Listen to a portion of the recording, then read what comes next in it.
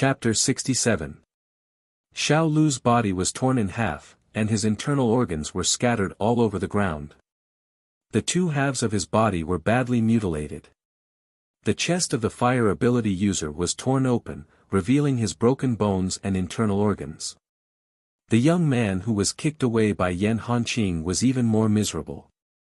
From his waist down, only his bones were left. Corpses lay on the ground one after another, and the only one alive was Lin Xiaofeng. His left arm was broken, and it hung limply on the ground. He lay on the ground covered in blood and was on the verge of death. When he saw Shao Qing, he shouted hoarsely, "Jiao Jiao. Jiao Jiao has been taken away, what was that?" Shao Qing calmly took out some medicine to stop the bleeding on Lin Xiaofeng's body. Lin Xiaofeng grabbed Shao Qing's arm with his right hand that could still move and said anxiously, "It's a mutated zombie. It's very strong and can tear a person in half. There's also a mutated zombie dog with it. Captain Xiao, please save Jiao Jiao." Shao Qing was expressionless, and he didn't want to help. He just slowly sprinkled medicine on Lin Xiaofeng. Lin Xiaofeng said anxiously, "As long as you save Jiao Jiao, all the rewards of this mission will be yours.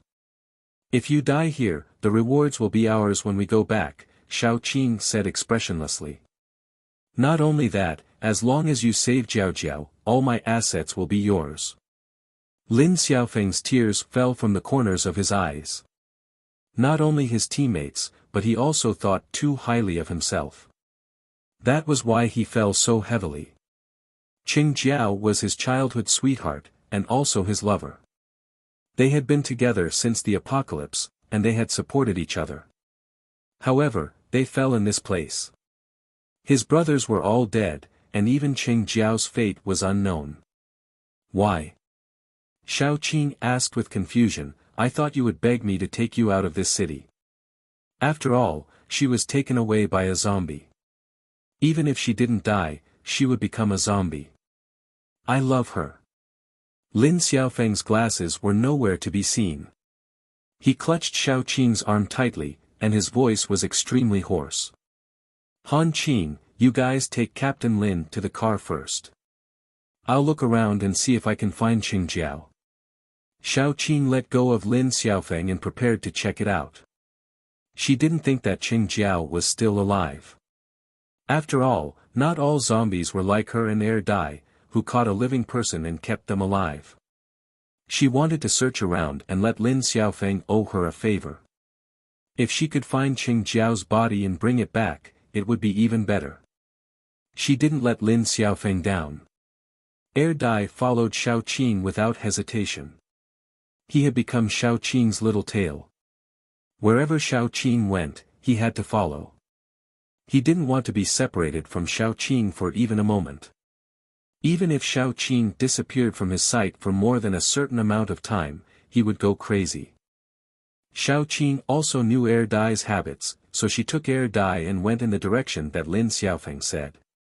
Soon, they found a clue because there were bloody dog paw prints on the ground.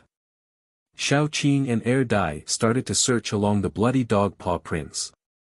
The dog paw prints finally stopped in front of a shop with a smashed glass door. Shao Qing tentatively walked into the house. Once she reached the door, a zombie dog jumped out, bearing its fangs and dripping saliva mixed with blood. It wasn't very rotten. It stared at Shao Qing fiercely. Dumbo quickly rushed up and fought with the zombie dog. The zombie dog had good strength and agility, but it was not as good as Dumbo. Soon, it was beaten by Dumbo and lay on the ground, crying. In the end, it was killed by Dai. After killing the zombie dog, the two of them walked in. As soon as they entered, they saw a shocking scene. Qing Jiao, who was dying, was pushed against the wall by a tall zombie. Her shirt was torn and her pants were completely torn. Although they were blocked by the zombie's body and couldn't see what happened, Shao Qing could guess. Qing Jiao's arms were broken, so she couldn't struggle at all. She stared at the ceiling blankly, and bright red blood kept flowing out of her lips. Seeing this scene, Xiao Qing felt that her hands were trembling. Qing Jiao was raped by a zombie, so she couldn't die even if she wanted to. She didn't think that it was risky to agree to Lin Xiaofeng's request to search for Qing Jiao. There was only one thought in her mind, which was to kill this special zombie. When the zombie heard the sound, it threw Qing Jiao aside and walked towards Xiao Qing with its swaying thing. It looked at Xiao Qing with a strange desire, which made Xiao Qing feel disgusted. Dai couldn't stand it either. He didn't know why he was angry, but he felt that his precious treasure was being violated by someone else. He rushed up quickly, and when he fought with the zombie, his first target was the zombie's lower body. In particular, that important part became the object of his attention. After being stepped on, the zombie went crazy. Before it could do anything to Dai, it was entangled by vines. However, this zombie was very strong, and the vines only restrained it for a second before it broke. However, there was an endless stream of vines that climbed up layer by layer. It didn't matter if the vines were broken, but when the old ones fell, new ones would immediately replace them. Before the zombies could fight back, they were beaten by Dumbo until they screamed miserably. In particular, a key part of their body was almost broken by Dumbo's stomp. However, it was a huge burden for Xiao Qing to use her superpower in such a reckless manner. Her face quickly turned pale, but she still gritted her teeth and continued to release vines to bind the zombie. That zombie was really tough. Dai tried for a long time, but couldn't leave any big scars on its body, let alone seriously injure it. Xiao Qing gradually calmed down. She was indeed a little impulsive just now. After calming down, Xiao Qing began to observe. She didn't believe that this zombie didn't have any weakness. The zombie's clothes were burned, which meant that fire didn't have any effect on it. Qing Jiao must have tried to bind this zombie when she was facing the fierce Wind Squad. Then, she cooperated with Lin Xiaofeng to attack it, but it didn't work. Otherwise, the fierce Wind Squad wouldn't have been almost wiped out, and Qing Jiao wouldn't have been kidnapped and humiliated. Xiao Qing observed carefully. No matter what, she had to kill this zombie today, not only for Qing Jiao. Obviously, Qing Jiao wasn't the first victim. In a corner not far away, there were several naked female corpses. Although some of them were rotten, some were relatively new. It was obvious that they had been humiliated when they were alive, and there was a big hole in their stomachs. Even if it was for the good of the people, she was going to kill this zombie. Chapter 68. Xiao Qing's long and sharp nails were moving rhythmically. For the first time, she was multitasking.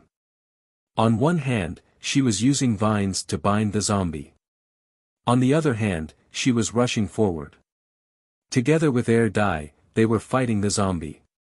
During the fight, Xiao Qing had been constantly trying to attack the zombie's throat, head, and other vital points. However, she did not receive any ridicule. Until she attacked the zombie's eyes, the zombie dodged for the first time. Xiao Qing's eyes lit up. She and Dai began to attract the zombie's attention. Finally, when the zombie was busy running around, one of its eyes was poked blind. The huge zombie howled on the spot. Xiao Qing didn't even have time to breathe a sigh of relief before she heard a rustling sound coming from the surroundings. When she looked up, she saw 5 or 6 little zombies with umbilical cords around their bodies. They were like half-rotten monkeys crawling over. Their eyes were very big. When they stared at people, they looked very scary. They would only let out a strange cry. Xiao Qing suddenly understood why the female corpses in the corner had a huge hole in their stomachs. These monsters should have crawled out from their bodies. They all crawled out from the stomachs of the corpses. Why were they not as cute as her little bun? So it was better to die. The monkey-like baby zombies rushed over while crying. Then, they were swallowed by the man-eating flower. The man-eating flower lazily stretched its huge leaves. Pia, it slapped a baby zombie that was trying to get close to Xiao Qing to the ground. Another one rushed over and was swallowed by the man-eating flower. It was not worried about indigestion at all. The man-eating flower had a very good appetite. It swallowed a few zombies in one bite. Once they entered the mouth of the man-eating flower, they were paralyzed by the venom secreted by the flower. Then, they were quickly digested. The man-eating flower had not eaten so full for a long time. It was happy and twisted there. When the big zombie saw its last helpers being slapped on the ground like rubber balls and eaten one by one, it tried to run away. However, Shao Qing's vines kept entangling it. When it was broken, new vines would replace it. The big zombie was about to go crazy. It opened its mouth and spat out a ball of fluffy things.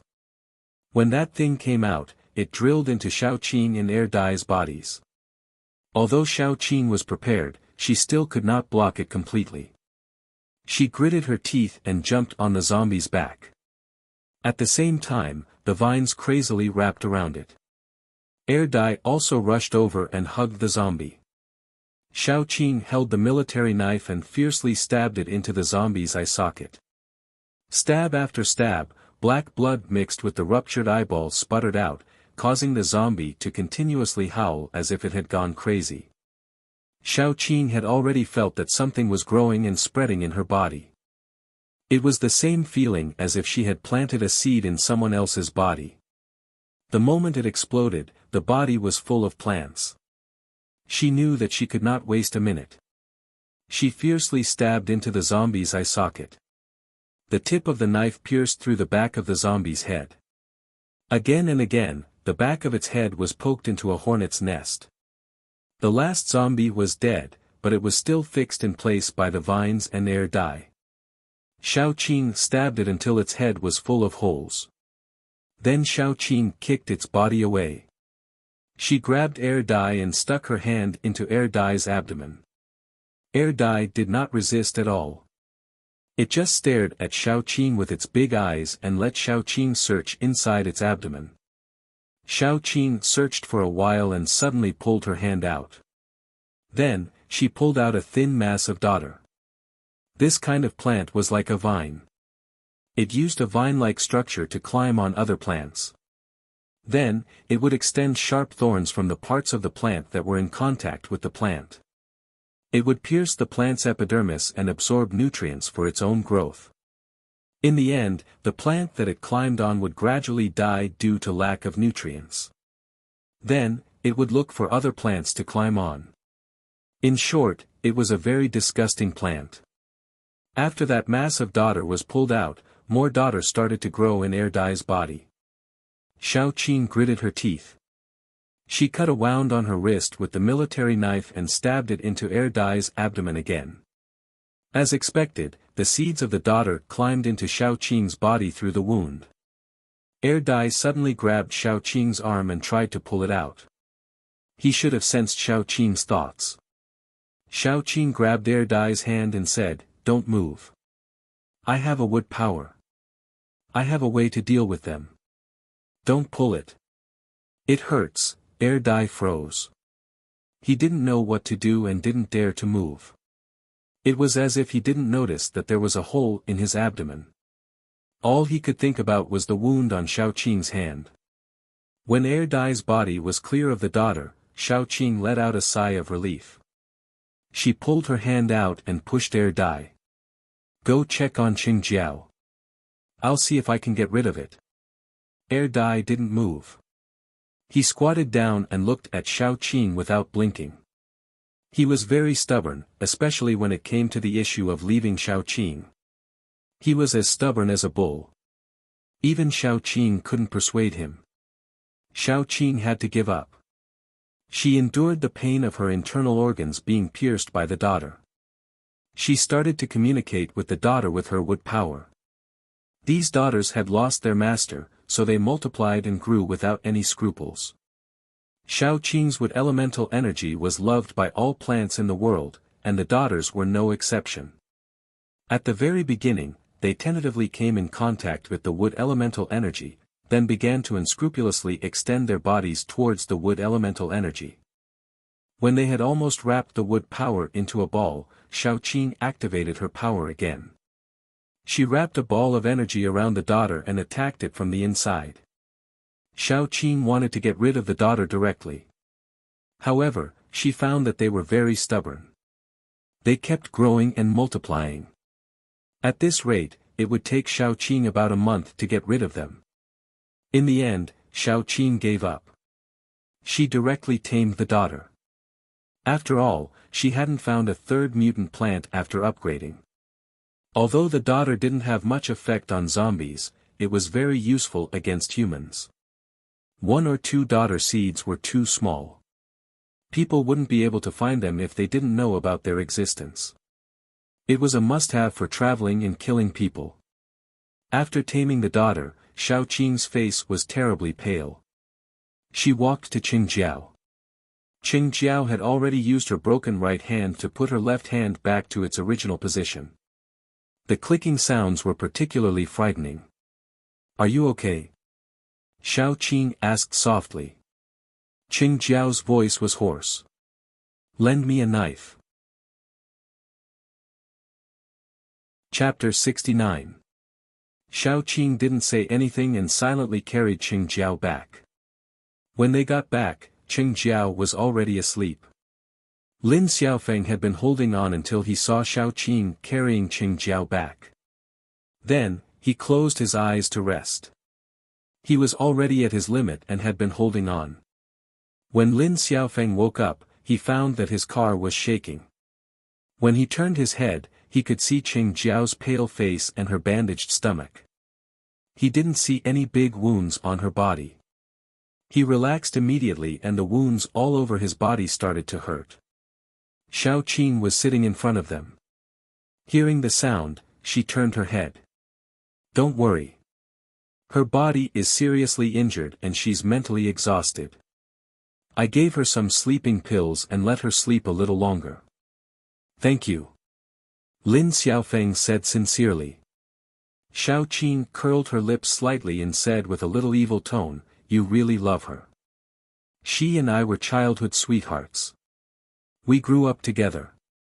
Many people say that 2 childhood sweethearts can't fall in love with each other because they are too familiar with each other. But I'm different from Qingjiao. I love her very much, and she loves me very much. After this kind of relationship settled down, it became like family." Lin Xiaofeng laughed self-deprecatingly. "I treat her as my lover, but I also treat her like a sister. I can't protect her. Do you know what happened to her before?" Xiaoqing looked Lin Xiaofeng up and down and said with a faint smile. Hearing this, Lin Xiaofeng's face paled a lot. But soon, he became determined.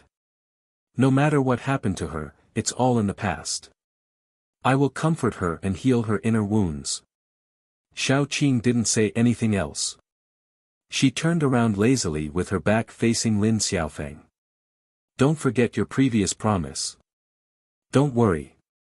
Lin Xiaofeng moved his body and pulled Qingjiao into his arms. Their relationship was already very complicated. There were elements of love, family, and it was hard to let go of each other. The more complicated the relationship, the more sincere and solid it was. Qingjiao woke up at dinner time. Because of her injuries, she had been drinking soup, steamed buns and minced meat. During dinner time, Qingjiao was very calm. She and Lin Xiaofeng were in the same tent. Xiaoqing knew that she would tell Lin Xiaofeng everything. Then, Xiaoqing also entered the tent. Once in the tent, Xiaoqing found Dai sitting in the tent with his pants down to his knees. He lowered his head and looked at the area between his legs seriously. However, zombies really didn't have that kind of ability, except for the mutated zombie today. Xiaoqing looked at Dai's round and white exposed. He couldn't help but kick him. "What are you doing?" Luckily, Xiaotong is not here. Dai felt wronged. He pulled Xiaoqing's hand and touched it. Then, his hand was slapped away by Xiaoqing. Dai felt wronged. He stared at Xiaoqing as if to ask why he couldn't do what the tall zombie could do. Dai vaguely knew that what he saw before was the most intimate thing between a man and a woman. Subconsciously, he also wanted to do that with Xiao Qing. Unfortunately, his body wasn't strong enough. Xiao Qing pinched Dai's inner thigh and said coldly, "Go to sleep, or I'll chop it off." Dai immediately clamped his thighs and became very obedient. Xiao Qing pulled up his pants and sighed. "It's okay if you're at home, but don't take off your pants casually outside. It won't be good if other people see it." Dai nodded confusedly and cooperated with Xiao Qing to pull up his pants. Xiao Qing sometimes felt that Dai was a very possessive brat. However, he was also very strong. "Don't sleep tonight. Absorb it and see if you can break through." Xiao Qing stuffed a few high-level zombie crystal nuclei into Dumbo's hands. She didn't notice that there was a crystal nucleus of the zombie she had just killed today. Dai was also obedient. He put all the nuclei in the small pouch that Xiao Qing gave him a long time ago. Then, he took them out one by one to absorb them. When Xiao Tong came in with Little Bun, the family of 4 each took a nuclei and started to absorb them. The higher the level, the more energy they needed. Take Xiao Qing as an example. She was now at level 3. Absorbing level 1 zombie nuclei was almost useless to her. Level 2 zombie nuclei weren't very useful to her either. Only level 3 to level 4 nuclei were suitable for her to absorb. Low-level nuclei were useless. High-level nuclei couldn't be used. Level 3 or 4 nuclei were more suitable for her. However, level 3 or 4 zombie nuclei weren't easy to find. She only had one level 4 zombie nuclei. She still had a few level 3 nuclei. As for the level 4 one, she planned to absorb it when she returned to the base and was safe. For now, she just needed to absorb level 2 or 3 nuclei. The next morning, when they were ready to leave, Xiao Qing looked at Lin Xiaofeng's expression. She didn't find anything strange. Not all men could accept that their lover was raped. Some men would even push the blame to the woman. Even some people were like that. When a woman was raped, it must be because the woman was usually flirtatious, or came into contact with some hooligans, or went to some places that she shouldn't have. In short, it was the woman's fault. Xiao Qing had seen a lot of such things. She felt that Lin Xiaofeng, who was so calm, was still a man. She could blackmail him less when they went back. His teammates were all dead. His wife was raped by zombies. He was also seriously injured. He was quite pitiful. Of course, he owed her everything. They went back much faster than when they came. Of course, they wanted to relax. After all, in this huge post-apocalyptic world, the base was considered safe. In the base, they didn't have to worry about being bitten by zombies when they woke up in the middle of the night. They could also rest and relax. When they returned to the base, they bumped into the higher-ups of other bases. Xiao Qing took them to hand in the mission. When they handed in the mission, the girl in the mission hall was stunned. A level 1 paranormal team with a terrible name completed a difficult mission without losing a single member. However, of the level 3 paranormal team, only the captain and vice-captain were left. Wasn't this a miracle? All the rewards belonged to them. Lin Xiaofeng supported Qing Jiao. He couldn't help but gasp when he spoke. The mission has been handed in. Captain Xiao, I'll take Jiao back first. I'll treat you to a meal next time. Xiao Qing watched Lin Xiaofeng leave. She was secretly happy. After all, they had been busy for so long. They had been on the verge of death several times. Finally, it was time to share the spoils. Just the reward points alone should be enough for their team to level up, right? Chapter 70. After a preliminary inspection, this is indeed the mission target's information. The information has been submitted to the higher-ups for review. The big-breasted girl sighed, but her actions were still quick. If the review passes, your baby Meng team will become a level 2 team. Please go to the wall over there to see the treatment of a level 2 team. The rest of the rewards will be calculated and distributed this afternoon. Please come and collect them in time. Okay. Xiao Qin was very relaxed physically and mentally. She led her teammates back. The information was quickly handed over to the higher-ups. The head of the base was called Hao Yun.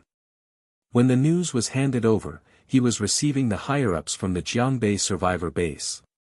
As soon as he heard that the information was in his hands, Hao Yun was very happy. Immediately hand it over to the research department to see if it is complete. To be able to find this information in a city occupied by zombies, your base is really full of strong people. The head of the Jiangbei survivor base was called Yan Pingshan. He was a man who looked to be in his late 20s. He looked very gentle and gave off the feeling of a university professor. He had a good temperament. Even if he stood in a group of people, he would still be very eye-catching. However, compared with the man next to him, he was immediately inferior. The man next to him looked a little smaller than him. His skin was exceptionally white. It was so white that it was a little bit morbid. It was as if he had not seen the sun for a long time. His facial features were delicate, but he did not look feminine. His eyebrows were a little sharp. The 3 buttons on his collar were neatly buttoned. His sitting posture was also as straight as a pine tree. His whole person exuded a sense of abstinence. It made people want to tear his clothes and break his calmness. Is it about the research on water purification? The man's voice was also a little cold. It was very clear. It was easy to associate it with the crisp sound of jade beads hitting white porcelain. Hao Yun did not hide anything. He smiled and said, "Yes, that's the information. I originally wanted to wait for my researchers to develop the technology and then announce it to the major survival bases." Yan Pingshan could not help but sneer. When the time came, would he really be willing to announce it? He was afraid that he would only be willing to use this information in exchange for benefits. Although he was well aware of it, Yan Pingshan still complimented him. Major General Hao is really broad-minded. Hao Yun was making excuses over there, and it was really annoying to watch. The man next to her acted as if he didn't know about this. He asked straightforwardly, "Can I see the information?" The atmosphere immediately froze for a moment. After a while, Hao Yun laughed and said, "Of course, but we have to wait for our researchers to verify it. After all, the information has just been brought back, and we don't know if it's complete yet. Anyway, you will be staying at the base for a few days, so there's no rush."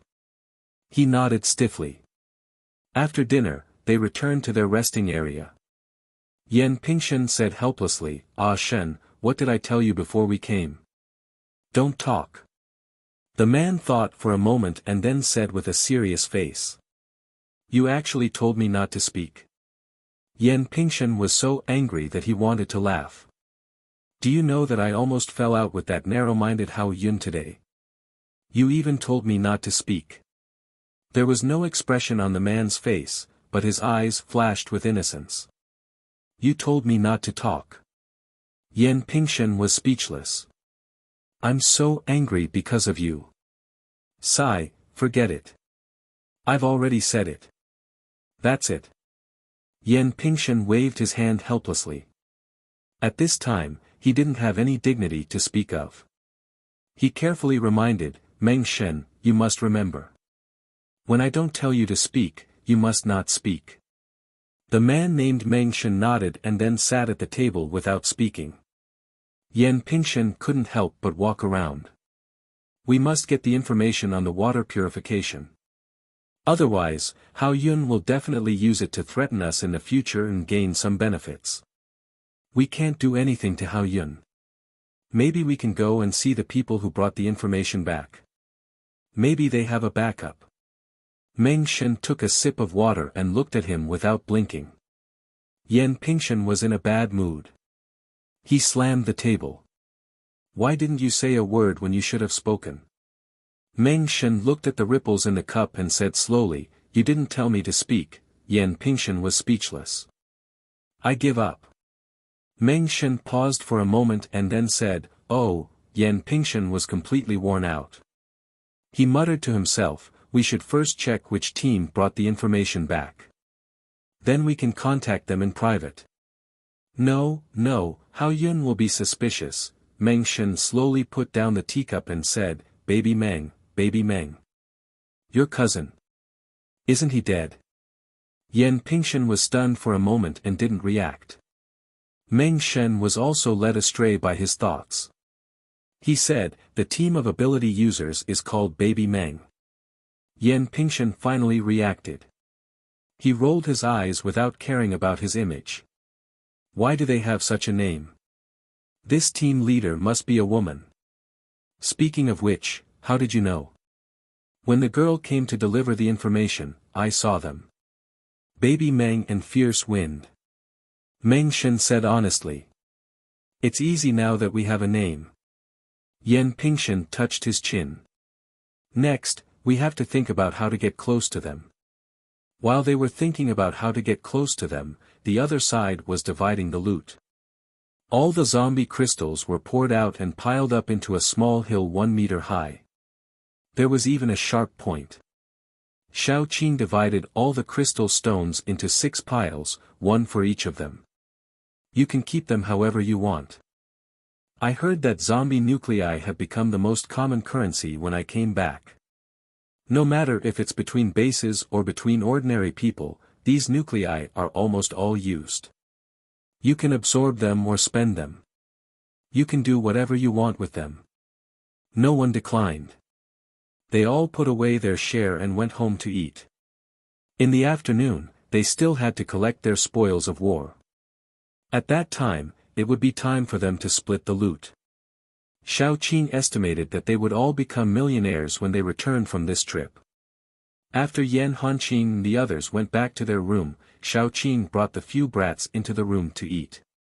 In the evening, she would try to absorb some of the level 4 zombie crystal to see if she could break through again. Even if she couldn't break through to level 4, she could at least improve her strength. It would be good for herself and the whole team. Chapter 71. The first day back in the base was the busiest.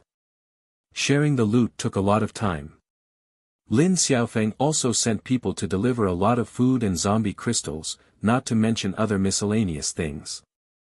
Lin Xiaofeng and Qing Jiao were both badly injured, so they couldn't come over.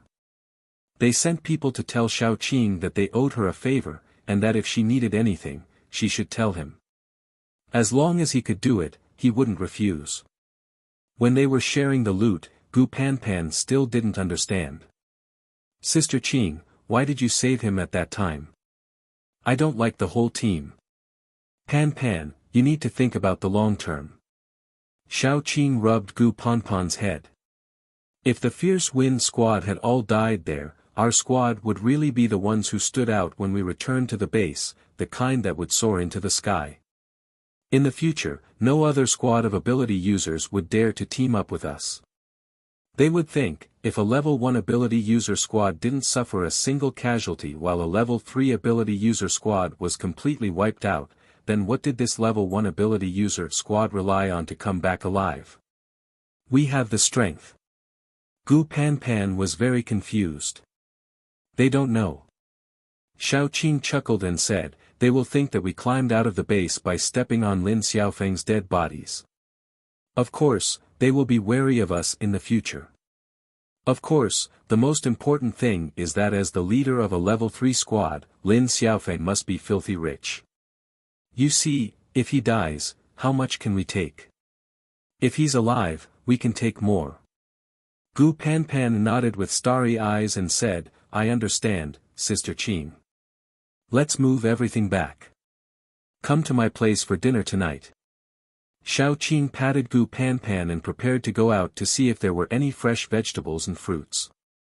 She wanted to exchange some for Gu Panpan and the others. After all, the food they ate every day was not fresh after such a long trip outside. It was time to reward everyone's stomachs. The fruits and vegetables grown in the base were very expensive, but they were fresh and tasted good. Xiaoqing and the others were all tycoons now, so they naturally didn't care about such a small amount of crystal stones. However, before going to buy vegetables, Xiaoqing planned to go to the market to see if there were any good military knives that were sharp and easy to use. Xiao Tong would get one for self-defense. In this way, Xiaoqing would be more at ease when she went out in the future. Xiaoqing strolled around the market, but she couldn't find a suitable military knife. In the end, she settled for the next best thing and bought a decent dagger. This dagger was small and exquisite. Xiao Tong could go back and polish it so that it would be convenient for her to carry around. After buying the dagger, she was about to leave. When she turned around, she saw a lot of cosmetics on the stall opposite. She thought that Gu Panpan was at the age where she loved to look beautiful. As for Xiao Tong, she would grow up soon. Should she buy some cosmetics and give them to them? In this day and age, it was already very difficult to survive. Who would still care about cosmetics? Therefore, these things were particularly worthless in the post-apocalyptic world. The total value of the cosmetics in this stall might not even be worth half a kilogram of food. Thinking that it was not expensive anyway, Xiaoqing walked over. As soon as she squatted down, a person squatted down next to her and picked up a small bag with dark seeds in it. How much is this? The stall owner glanced at that person and stretched out 2 fingers. That person nodded and took out 2 level 1 zombie crystals. Xiaoqing couldn't help but facepalm. Which family did this young master come from?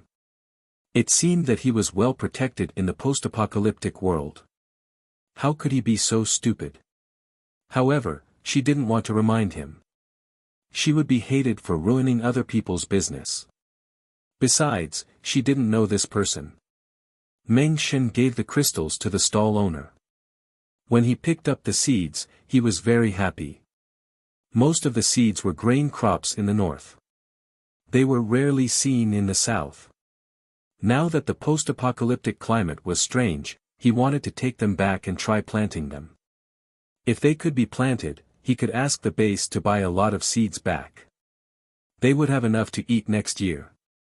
Do you still have such seeds? Yes. Of course. The stall owner was also overjoyed. His family grew these things, and he had left behind countless old seeds. Previously, he had been considering whether he should just eat them as food, but today, he had actually gotten himself a sucker for a fool. Now, his head was full of 3 words, I'm rich. Can you take them all? If the quantity is not too much, I'll take them all. Meng Shen turned over the seeds and crushed them. After the skin was broken, the white part exposed was very tender. When he pinched it, it felt moist. After paying attention to the soil and temperature, there should be no problem for them to germinate.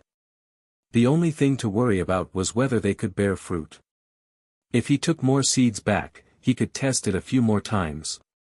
Xiaoqing looked at Meng Shen as if she was looking at an idiot. His appearance was not bad, and his voice was also quite nice. It was a pity that there was something wrong with his brain. I'll go back and get them after I'm done. Xiaoqing picked 2 cosmetics and an eyebrow pencil. How much are these? The stall owner was probably addicted to scamming her, so he stretched out 2 fingers. Xiaoqing narrowed her eyes. Did he think that she was also a brainless idiot? How dare he try to scam her? Wasn't he a bit too bold? The stall owner looked at Xiaoqing's murderous eyes and suddenly realized that Xiaoqing was not Meng Shen. She was wearing the paranormal badge of the base. Was he looking for trouble? Even if Xiaoqing didn't do anything to him, she would ruin Meng Shen's business. It was enough for him to cry.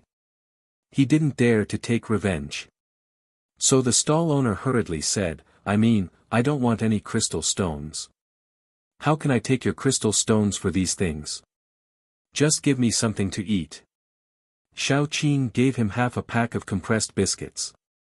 In fact, she also felt that half a pack was too much, but it was too troublesome to open it. After taking the things, Xiaoqing took one last look at Meng Shen. She couldn't help but sigh.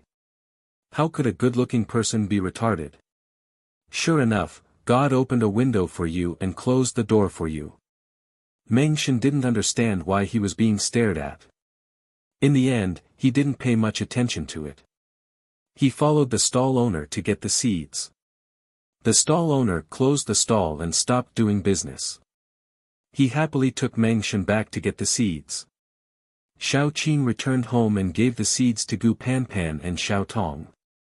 Then she got a kiss from them. Dai was angry.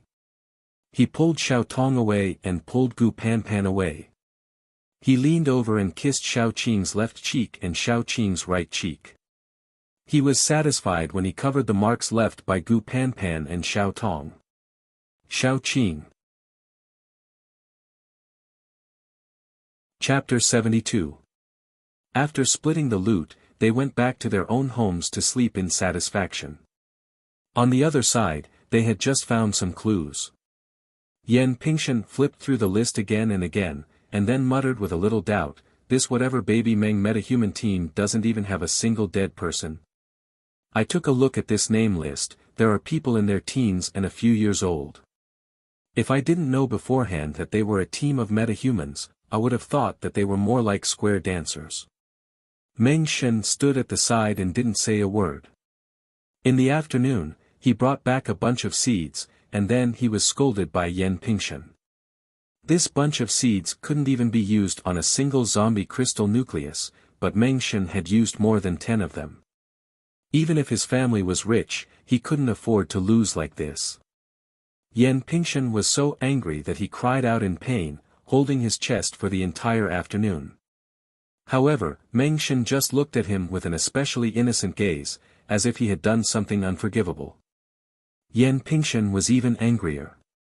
He shouldn't have brought Meng Shen out this time. If he didn't bring Meng Shen out, he wouldn't have been angered to death more than 10 times along the way. If he didn't bring Meng Shen out, he might have been a little more clear-headed. If he didn't bring Meng Shen out, he wouldn't have lost so many crystals. In the end, looking at Meng Shen's calm and innocent expression, Yan Pingshan almost couldn't catch his breath and passed out just like that. Fortunately, at this time, he found the information about Baby Meng and the Fierce Wind metahuman team, which distracted Yan Pingshan's attention. The information was very clear. When they received the mission, Baby Meng's team was just a metahuman team that had been established for less than 24 hours. As for the Fierce Wind metahuman team, it was the oldest and one of the highest-level metahuman teams in this base. But in the end, as a newly formed level 1 metahuman team, Baby Meng's metahuman team did not lose a single member, not even a single injured member. As for the Gale metahuman team, only the captain and vice-captain were left. One of them was unconscious and the other one was heavily injured. Who would believe that? Yan Pingshan concluded at that time, this team of mutants called Baby Meng is really something. It's definitely not simple. I think it's very likely that they were the ones who found the information. It was unknown when Meng Shen had appeared behind Yan Pingshan. Then, he pointed at the information in Yan Pingshan's hands and said, I know this woman. I saw her today. Yan Pingshan followed his finger and saw that Meng Shen was pointing at Xiaoqing, the leader of Baby Meng Shen's team. His eyes lit up. You know her. I saw her when I went shopping today. Meng Shen said with certainty. Because Xiaoqing was very beautiful, even for someone like him who put all his heart and soul into research, he could not help but take a few more glances at her. At the mention of shopping, Yan Pingshan's face darkened. He decisively stuffed the information into Meng Shen's hands and said, since you've seen her, then it's easy. Take the information and take a good look at it. I'll leave the matter of getting close to her to you. I heard that she's a widow. Meng Shen did not understand what Yan Pingshan was implying at all. When he was holding the information, he was still at a loss. Then, Yan Pingshan ran away, leaving him standing there in a daze. After a long time, Mengshan finally reacted. He opened the information and found the one with Xiao Qing's picture. Then, he looked at Xiao Qing's information and slowly said, "Xiao Qing." Xiao Qing sneezed. Then, she was surprised that as a zombie, she actually had the prelude to a cold. Then, she stuffed her son into Dai's arms and began to absorb the level 4 zombie nucleus. She removed all distracting thoughts from her mind and began to slowly absorb the energy from the zombie nuclei. The energy slowly flowed into her body. She could vaguely feel that after the energy had made a circle in her body, it would all enter her head, which was where the nucleus was located. Usually, when she used her superpower, the energy was released from the nucleus and then flowed around her body. Xiao Qing thought that it was probably because the nucleus absorbed the energy of other nuclei, and then it would slowly fill up. When it reached a certain level, the nucleus would be full, and then it would be upgraded. The nucleus would become bigger, and then it would hold more energy. The process of becoming stronger was to expand the size of the nucleus. The bigger the nucleus, the more energy it could hold, so it would be stronger. At least, it should be like that for superpowered people. As for zombies, they seem to be able to absorb energy from flesh and blood to evolve. Just like the variety of superpowered people, zombies also had different variations. Similarly, both superpowered people and zombies were constantly becoming stronger. Xiao Qing suddenly had an idea. What if she used the absorbed energy to strengthen her body? After all, every time when she was on the verge of upgrading, she would be stuck. There would be a long period of time when she was on the verge of a breakthrough, but she could not break through. At that time, would it be better to use the absorbed energy to strengthen her body?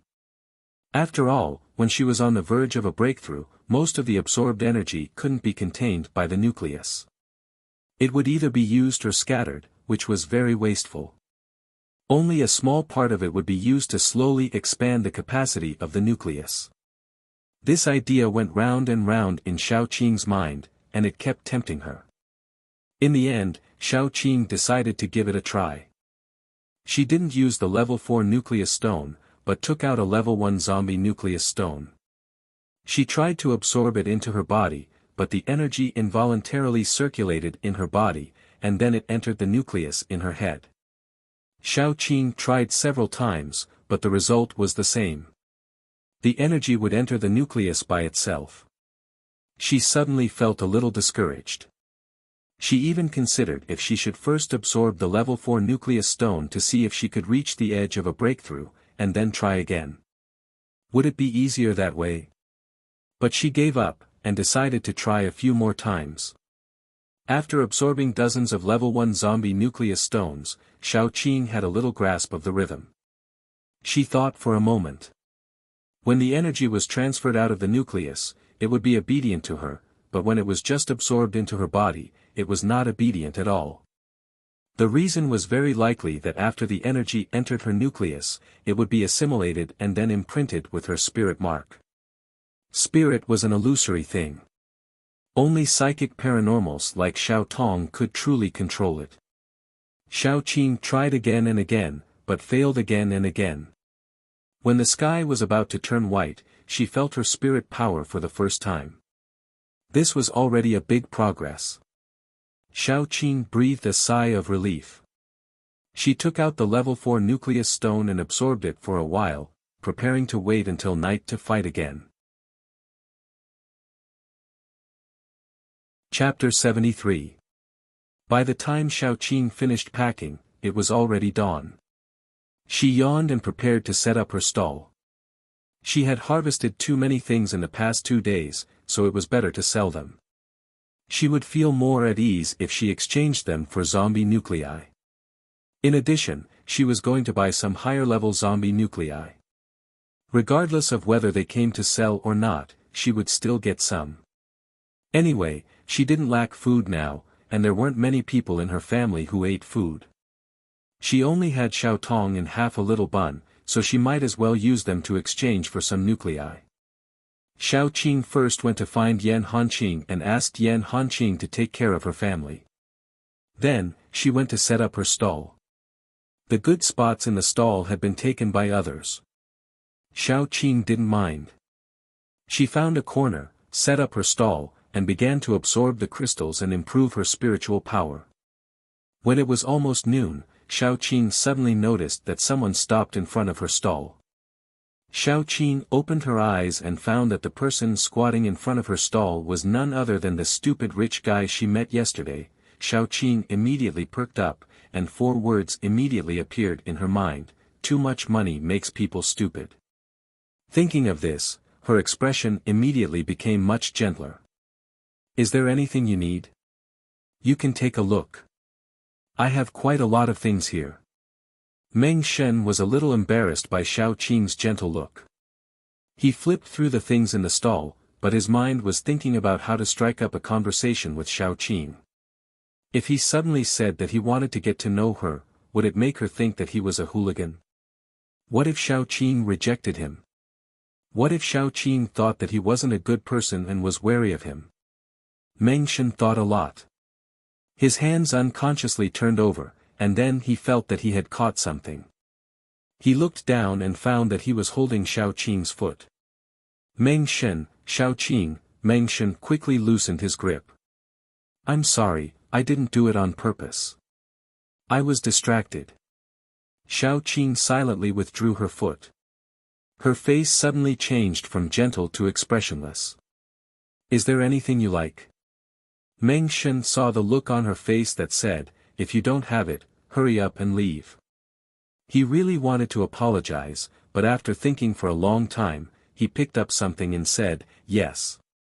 He didn't know why, but when he was in front of Xiao Qing, he was obviously sharp-tongued and knew how to talk, but when he was in front of Xiao Qing, he couldn't wait to spit out word by word.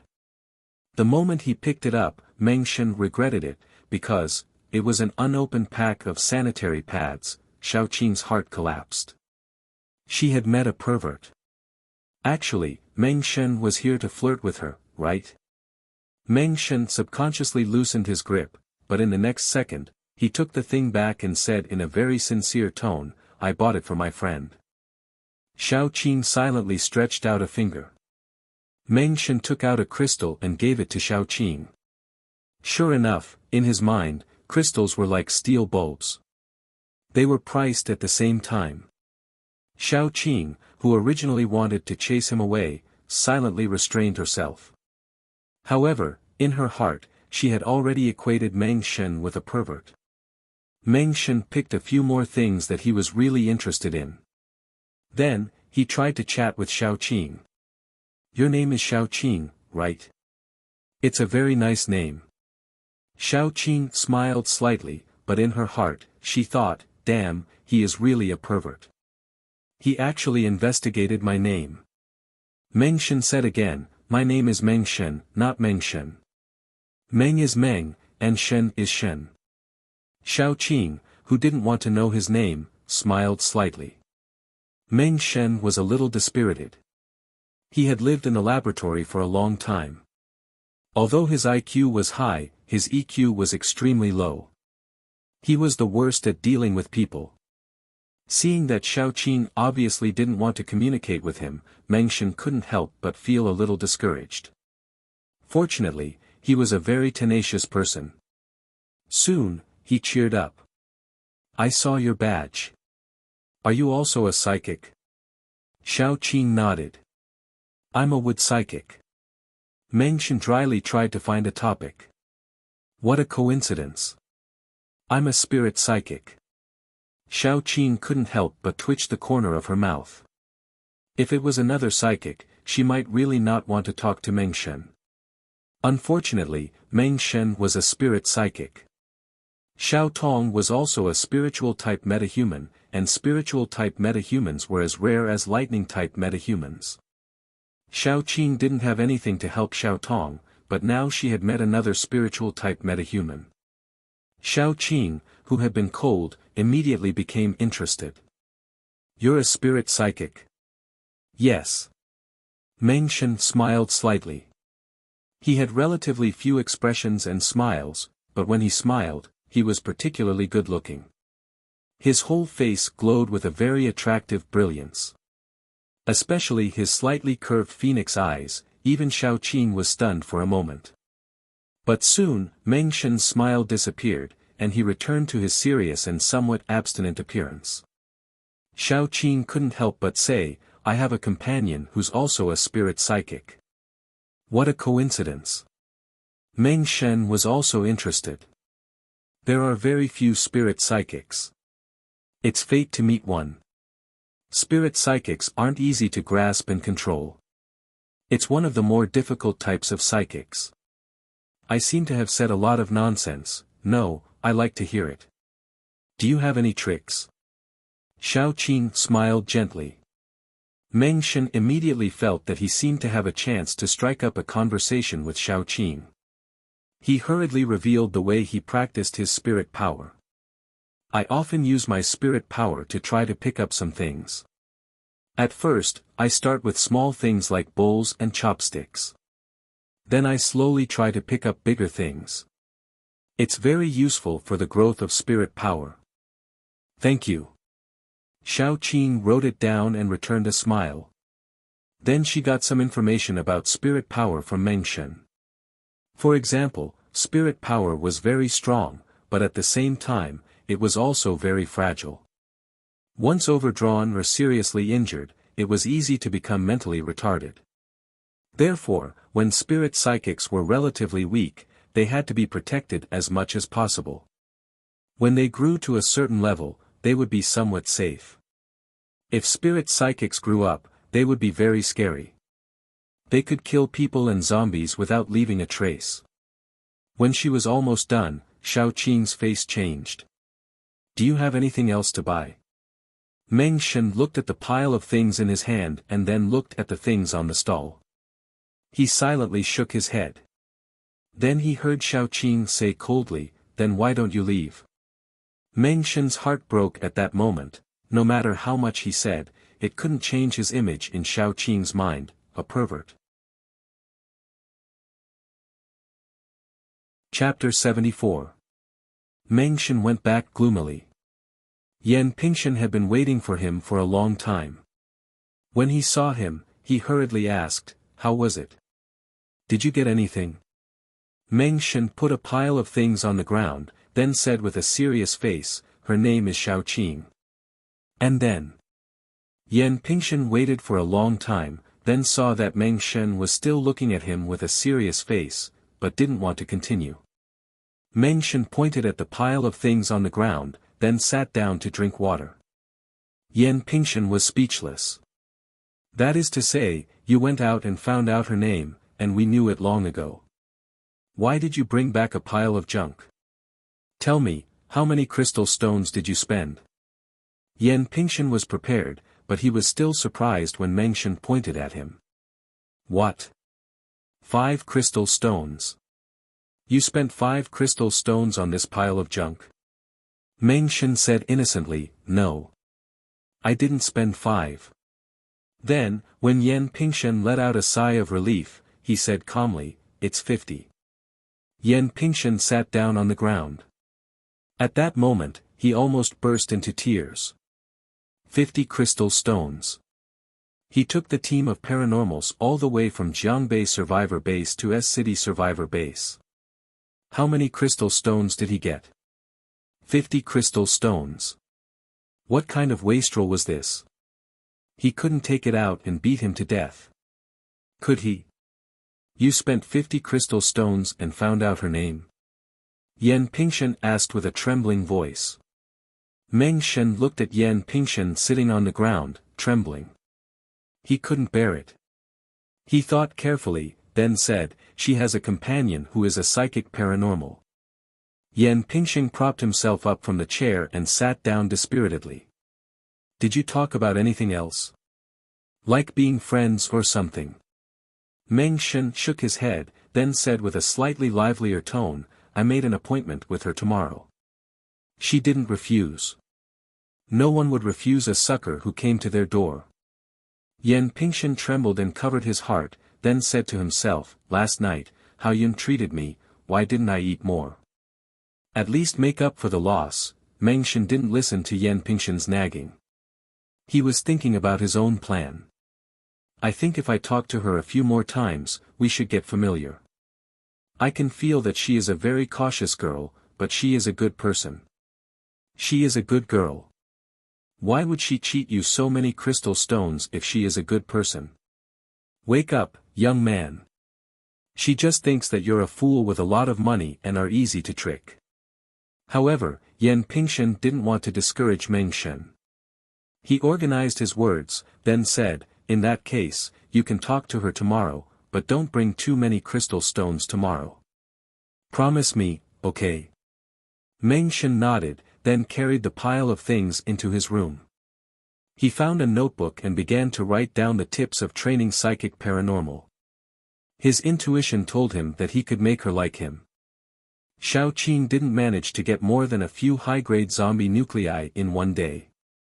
After all superpowered people needed to absorb zombie nuclei to evolve, and not many of them would be stupid enough to sell their nuclei. However, she sold a lot of things. Coupled with the income provided by Meng Shen, the spendthrift, today was not a bad day. In the afternoon, she packed up and went back early. She and her friends seemed to have formed a tacit understanding that although they lived separately, they would eat together. After all, Yan Hanqing and Xiao Qing's culinary skills weren't bad, much better than Gu Panpan and her sister. Therefore, the two of them would always come over to freeload every meal. Moreover, every time they split the spoils, they would consciously leave behind a portion of the food as their rations and leave it with Xiao Qing. The reward for this mission was very rich. They didn't need to do any missions in a short time. They only needed to rest and cultivate. The more their abilities improved, the safer their next mission would be. Before most of her friends broke through to level 3, Xiao Qing didn't want to go on any big missions. At most, they would take on some simple missions. A moderate amount of fighting was also good for them. However, after the last mission, the higher-ups seemed to value Xiao Qing and the rest more. There was also a level 3 paranormals team called Qi Yan. They found Xiao Qing and wanted to talk to Xiao Qing about merging baby Meng into Qi Yan. They were directly rejected by Xiao Qing. After dinner, Xiao Qing called Xiao Tong over and taught Xiao Tong all the knowledge she learned from Meng Shen in the day. Xiao Tong was mute, but she wasn't stupid. On the contrary, she was actually very smart. It was just that she was injured too much previously, which caused her to be a little slow. After her ability evolved, she was also slowly recovering. After Xiao Qing explained those things to her, she quickly understood and deduced many things from one example. After Xiao Tong obtained a new method to train her mental strength, she didn't stop. She kept using her mental strength to lift this and that. Xiao Tong actually yearned to become stronger. She didn't want to be protected under Xiao Qing's wings. She hoped that she could help Xiao Qing, even if it was just a little. However, Xiao Tong was still relatively weak after all. Soon, her spiritual power was almost exhausted. At this time, she could feel that from the strange crystal hanging around her neck, there was a cool aura slowly entering her body, restoring her spiritual power. On the other side, Xiao Qing also returned to her room. After absorbing the crystal for a while, she suddenly had an idea. Xiao Tong and Meng Shen were both psychic paranormals, so they could lift something with their mental strength. But she also had spiritual power. Didn't this mean that in fact, everyone had the potential to become a psychic? It was just that some people had more spiritual power, while others had less. Those who had more spiritual power had a higher chance of becoming a psychic when they awakened their psychic abilities. If she also trained her mental strength, would she develop a second ability in the future? Xiao Qing was a person who liked to do things immediately. She closed her eyes and meditated for a long time, slowly mobilizing the mental strength that she had spent a long time to feel. Then, she slowly tried to mobilize this mental strength. If Xiao Tong's mental strength was a lake, then hers was only a basin of water. Needless to say, the gap between them was naturally obvious. However, under Xiao Qing's control, the crystal in her hand really slowly floated up. However, It only lasted for a few seconds, and then the crystal fell back into Xiao Qing's palm. Even with Xiao Qing's physique, she felt as if she was covered in cold sweat, and her head was faintly aching like being pricked by needles. This was the feeling of overdrawing one's mental strength. She suddenly felt very sorry for Xiao Tong. Just overdrawing one's mental strength was already so uncomfortable. How painful would it be for Xiao Tong to be injured many times? However, Xiao Qing didn't think too much about it. Because of the overdraft of her mental strength, she lay on the bed and soon fell asleep. Chapter 75. The next day, when Xiao Qing went out to set up her stall, she saw Meng Shan again. He gave Xiao Qing a booklet. Xiao Qing flipped through it and asked, "What's this?" "My experience on spiritual power cultivation." Meng Shan smiled and said, "I organized it into a booklet last night. You can take it back and show it to your companions." "Thank you." Xiao Qing paused for a moment. She didn't know how to react. She originally thought that Meng Shan was a stupid, rich, and strange pervert. However, Meng Shan's behavior made her feel a little embarrassed. "I like your character very much. I want to be friends with you." "You don't have to thank your friends." Meng Shan quickly recalled the booklet Yan Pingshan gave him before he came here. His memory was very good. He memorized that long booklet in a short while. What a strange person. Xiao Qing silently changed the label of Meng Shan from a stupid, rich pervert to a strange pervert. Then, from a strange pervert to a pervert that she could probably get in touch with. Meng Shan said dryly, "There's one more thing. I came from Jiangbei Survivor Base. We're about to return to Jiangbei Survivor Base. I want to invite you." Do you have a team of ability users?" Xiao Qing nodded and said, "My team is just a level 2 ability user team. Moreover, it's just formed not long ago. You'd better think about what you want to invite us to do first. It's like this. Many of the guards who escorted us here were injured along the way. It might be a little difficult for them to escort us back. Therefore, I want to invite your team to escort us back. You can treat it as a mission. I'll pay you according to the usual mission of the same level." Meng Shan said carefully, "I can also pay you half of the reward before the mission. The other half will be paid when we arrive at the destination. How about it?" Xiao Qing didn't agree rashly. Instead, she asked, "Why did you choose our team? I believe that you should have investigated in advance. In S-City Survivor Base, there are many powerful ability user teams. There are even 3 level 3 ability user teams. We're just a newly formed level 2 ability user team. If a normal person were to make a choice, they would choose from the 3 level 3 ability user teams, right? You're very cautious." He was wearing a pair of gold-rimmed glasses, which covered the sharpness of his eyes and softened his aura. "That's right. I did my research beforehand. My initial choice was one of the 3 level 3 ability user teams. Later, you brought your team and the Storm team back. The Storm team was considered one of the more experienced and powerful ability user teams in your base. However, they were almost completely annihilated, and none of you were missing. Don't talk to me about luck. I don't believe in that. In my opinion, even luck is a part of strength. There's more." Xiao Qing looked at Meng Shan calmly. Perhaps it was because Meng Shan had been trying to wash away his bad image in Xiao Qing's mind, but he had failed. What he said just now changed Xiao Qing's impression of him. He was insightful, attentive, observant, and analytical. If he was strong, he would be rational when he needed to be. He would be a good friend. Meng Shan continued, "I have analyzed your operation in detail. It is very difficult to not lose a single person. The requirements for a team leader are also very high. You need to have enough foresight, rationality, decisiveness, and a certain amount of luck. Of course, you must have enough strength and teamwork. I have tried to bring in several top esper teams from our base, but I found that none of them could guarantee that they could complete the mission without losing a single person. So, I chose you. Is this reason enough? Meng Shen was very smart. He chose to say 80% of the truth and 20% of the lies. This way, it was much harder to expose than a pure lie. Xiao Qing shook her head. Even if I believe that you are sincerely inviting our team, I can't agree.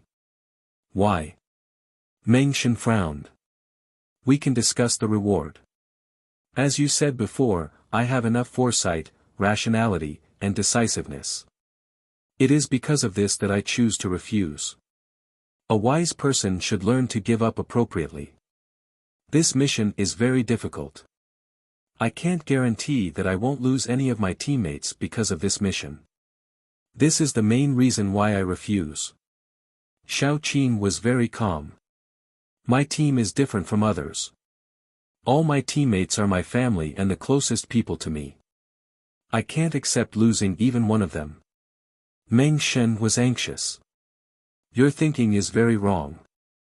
Do you want to choose a mission that is not dangerous at all in the future? All the paranormals break through their limits in danger, and then progress little by little.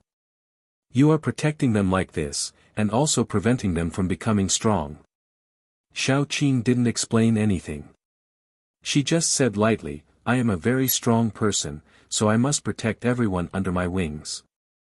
You may think that my decision is not good for their future, but I think that I don't need them to be strong and unstoppable. I just want them to live safely and healthily until the end of the world, or until the end of the world. Meng Shen took a deep breath and couldn't help but say, what if one day, even you can't protect them?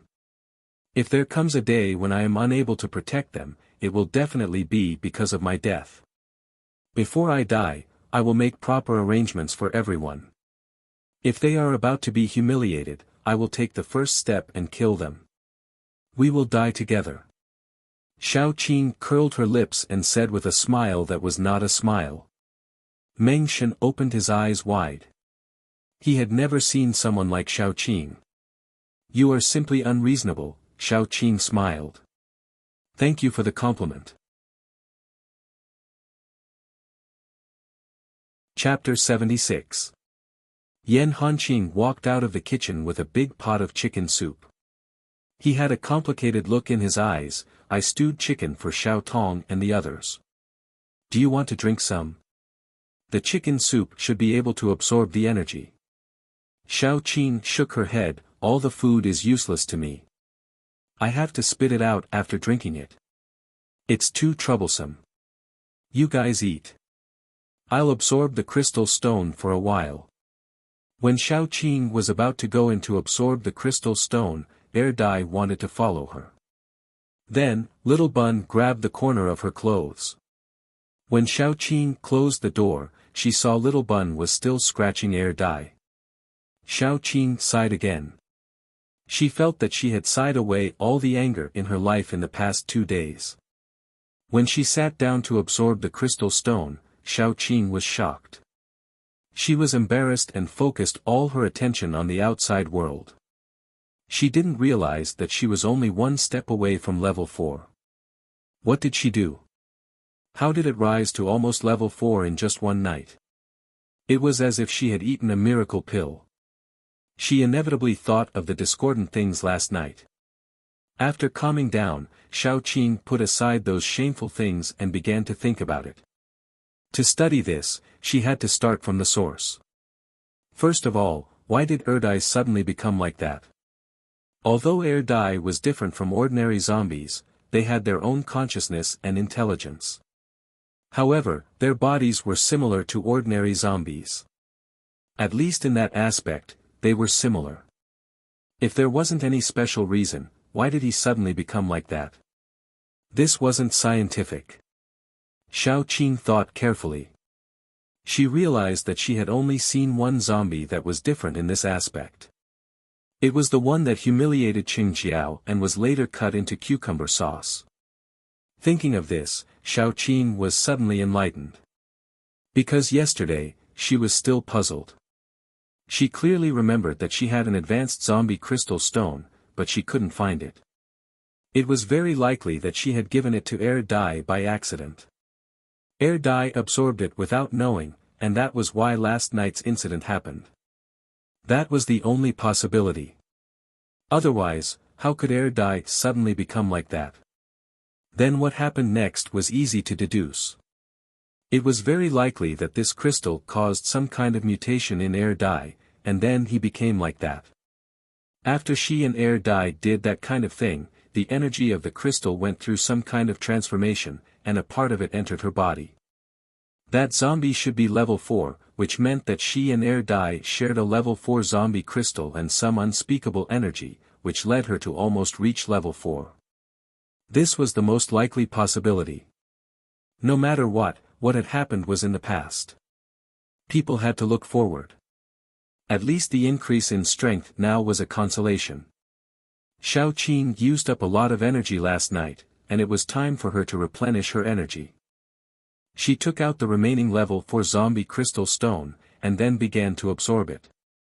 Probably because she used up too much energy last night, when Xiao Qing woke up, the level 4 zombie crystal was almost completely absorbed by her. Xiao Qing could also clearly feel that she was just a little bit away from breaking through. She decided to break through in one go. Soon, the level 4 zombie crystal was completely absorbed by her. Then, Xiao Qing took out a few level 3 zombie crystals, and absorbed them all in one go. The energy converged into a flood in her body. Xiao Qing tried to use the method that Meng Shen taught her. She used her spiritual power to guide the energy into the nucleus in her brain. Boom!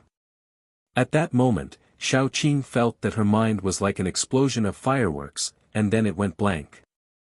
After a long time of calmness, Xiao Qing woke up. Chapter 77. Xiao Qing could clearly feel the energy full of vitality flowing out of her crystal nucleus, rushing to her limbs and bones. Wherever the energy passed, her meridians, blood vessels, and muscles seemed to be recovering. At that moment, Xiao Qing firmly believed that as long as she kept leveling up, her body would become like a normal human one day. This was not the thing that made her happiest.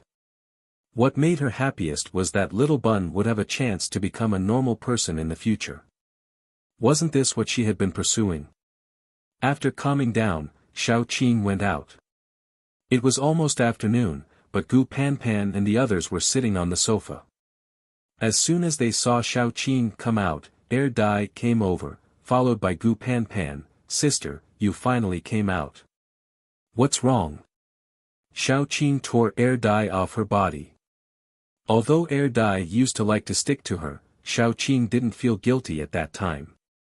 Now that something really happened, Xiao Qing felt guilty. As soon as Air Dai stuck to her, she tore it off. Air Dai felt very wronged, but she didn't dare to say anything. Gu Panpan didn't care about this little detail. She just said, "It's like this. Just now, the base sent someone over, saying that they want our team to represent the S-City Survivor Base and escort those people from Jiangbei Survivor Base back." Xiao Qing couldn't help but frown. First, it was Meng Shen, and now it was Yan Pingshen. They couldn't persuade her, but now they wanted to use force. "Did you tell the base that we don't intend to do any missions recently?" Gu Panpan said, "I told you. When we thought about it, we felt that something wasn't right. There are so many teams of ability users in the base, so why did they pick us?" I politely refused. Then that person said that this mission was mandatory and that we had to complete it. However, the reward for the mission was also very generous. Xiao Qing was a little angry. She didn't know what kind of conspiracy Meng Shen and the others had in mind when they tried to force them to take this mission, but it was definitely not a good thing. She wouldn't have stepped into this kind of trap, but someone forced her to step into it. Who would be happy? Did they say anything else? Xiao Qing asked coldly. They did. They said that we're representing the base and that we should be friendly to them along the way, and show them the strength of our base appropriately. They said that they'll pay us half of the reward first, and then give us the other half after we send them over. Gu Panpan huffed. Who cares about their reward? Xiao Qing also had a headache. She sat down and told Gu Panpan and the others what had happened before. Finally, she concluded, we still want to live in this base, so we can't offend the base. So we have to take this mission. But there is definitely a conspiracy behind it. Everyone should be careful when the time comes. I hope nothing bad will happen. While the entire team of mutants was on high alert, Yan Pingsheng was a little drunk. He reclined on the chair and grumbled to Meng Shen. That Hao Yun is so greedy. He might have already noticed that we've designated Baby Meng as the mutant team. He'll definitely send a second team to keep an eye on us. We'll have to depend on you then. Meng Shen was expressionless. Why rely on me? Aren't you close to that? Xiao Qing. I saw you lying there in the middle of the night writing love letters to her. You didn't want to do it when I asked you to. Yan Pingsheng rolled his eyes and didn't care about his image at all. Actually, you must be very happy deep down. Widows and whatnot are the most interesting things. I always thought that you were frigid, but now I know that you're actually horny on the inside. Chapter 78. Get lost. Meng Shen glared at Yan Pingsheng coldly. He didn't explain what he had stayed up all night to write. When he thought of this, he felt a little sad. He had written until midnight before his expression looked slightly better. Yan Pingsheng muttered a few more words before saying, You're lying. I'm going to sleep first. Meng Shen tugged at his collar. He couldn't help but think of Xiao Qing. She was the most unique woman he had ever seen. The next day, Yan Pingsheng went directly to Xiao Qing's place to discuss the upcoming mission. When he arrived, it happened to be dinner time at Xiao Qing's place. Yan Hanqing had just finished cooking, and Gu Panpan and the others were walking out of the kitchen, each carrying a plate. A rich aroma wafted through the air. Yan Pingsheng's nose twitched, and his eyes were glued to the dishes on the table. They seemed delicious. I just finished cooking. Do you want to eat together? Xiao Qing smiled slightly and said politely. Yan Pingsheng felt that he should decline first to show that he was reserved. Then, when Xiao Qing invited him again, he could pretend that he reluctantly agreed because of Xiao Qing's hospitality. That would make him look more dignified.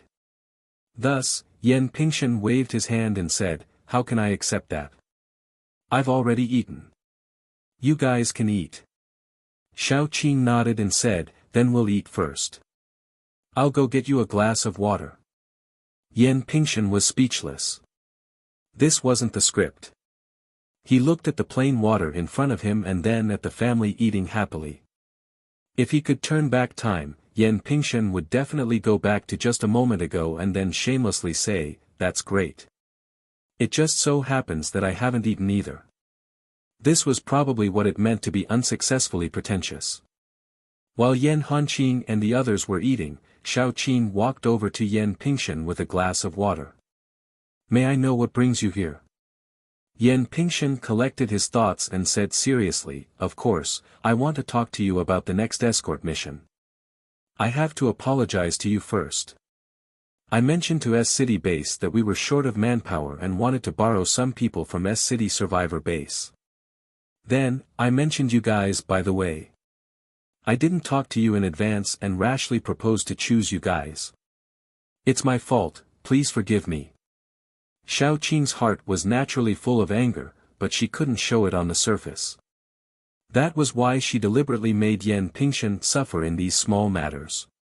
She said lightly, It's our honor to have you take a fancy to our team. I don't know when we will set off, and what kind of mission will we have. We will start the return journey tomorrow afternoon. You don't need to do too much. Just protect us along the way. Yan Pingsheng quickly took out a small bag and poured the things inside on the table. This is the promised reward. I will send the other part in the afternoon. On the table were the 10 level 3 zombie nuclei that Yan Pingshan had promised before. These nuclei were placed on the table, which slightly reduced Xiao Qing's anger. She glanced at them and nodded. Will we meet at the square tomorrow afternoon? We will be there on time. Yes, 1 o'clock. Yan Pingshan forced himself not to look at the table, but the smell of the food seemed to be against him, constantly drilling into his nose. Yan Hanqing's cooking was not for show. The smell made Yan Pingshan's mouth almost drool, but he had to pretend to be calm. Is there anything else? Xiao Qing's meaning was very clear. If there was nothing else, he should leave. Don't delay their meal. Chapter 79. Hearing that, Yan Pingshan didn't want to stay any longer, so he got up and said, I don't have anything else to say. I'll go back now. I won't disturb you guys from eating. Xiao Qing didn't even want to see him off. She just watched him leave alone. After Yan Pingshan left, Xiao Qing picked up the zombie nuclei one by one and checked them with her weak spirit power. Every zombie nucleus was full of energy, so it wasn't fake. Everyone, hurry up and eat. Once we're done, I'll divide these zombie crystal nuclei. Let's work hard tonight, and try to have a few level 3 superpowered people by tomorrow's mission, Xiao Qing said while checking if there were any zombie crystal nuclei that had undergone special evolution. The few people over there finished their meal in silence. Then, Yan Hanqing was responsible for cleaning up the dishes and the others sat over. Now, Gu Panpan and Gu Chuan were both at the peak of level 2. They were only one step away from level 3. After absorbing level 3 zombie nuclei, the possibility of them breaking through was very high. Although Yan Hanqing got his superpower late, he had also reached level 2. He was only a little bit weaker than Gu Chuan and his sister, so the possibility of him breaking through was also very high. Dumbo 2. Ahem, after experiencing the relatively peaceful thing last night, he was now at level 3. Xiao Tong's superpower was the rarest. She was also the weakest one among them. In addition, spirit power didn't evolve purely by absorbing energy, so the possibility of her breaking through was slightly smaller. Even Little Bun had reached level 2 with the support of snacks every day and night. However, Little Bun didn't have any attack power, so his fighting power was almost negligible. After thinking about it, Xiao Qing gave Air Dai a level 3 zombie nucleus to consolidate his realm after absorbing it. Then she gave Gu Panpan 2. Gu Panpan was a superpowered person with strength and body, so it was easy for her to evolve. 2 nuclei should be enough for her to reach level 3. He then gave Xiao Tong another piece and told her to absorb it and accumulate energy. If Xiao Tong wanted to break through, the key was still the strange crystal core hanging around her neck. Gu Chuan and Yan Hanqing each got 3 nuclei. Xiao Qing told them not to save any crystals. Zombie nuclei were meant to be absorbed.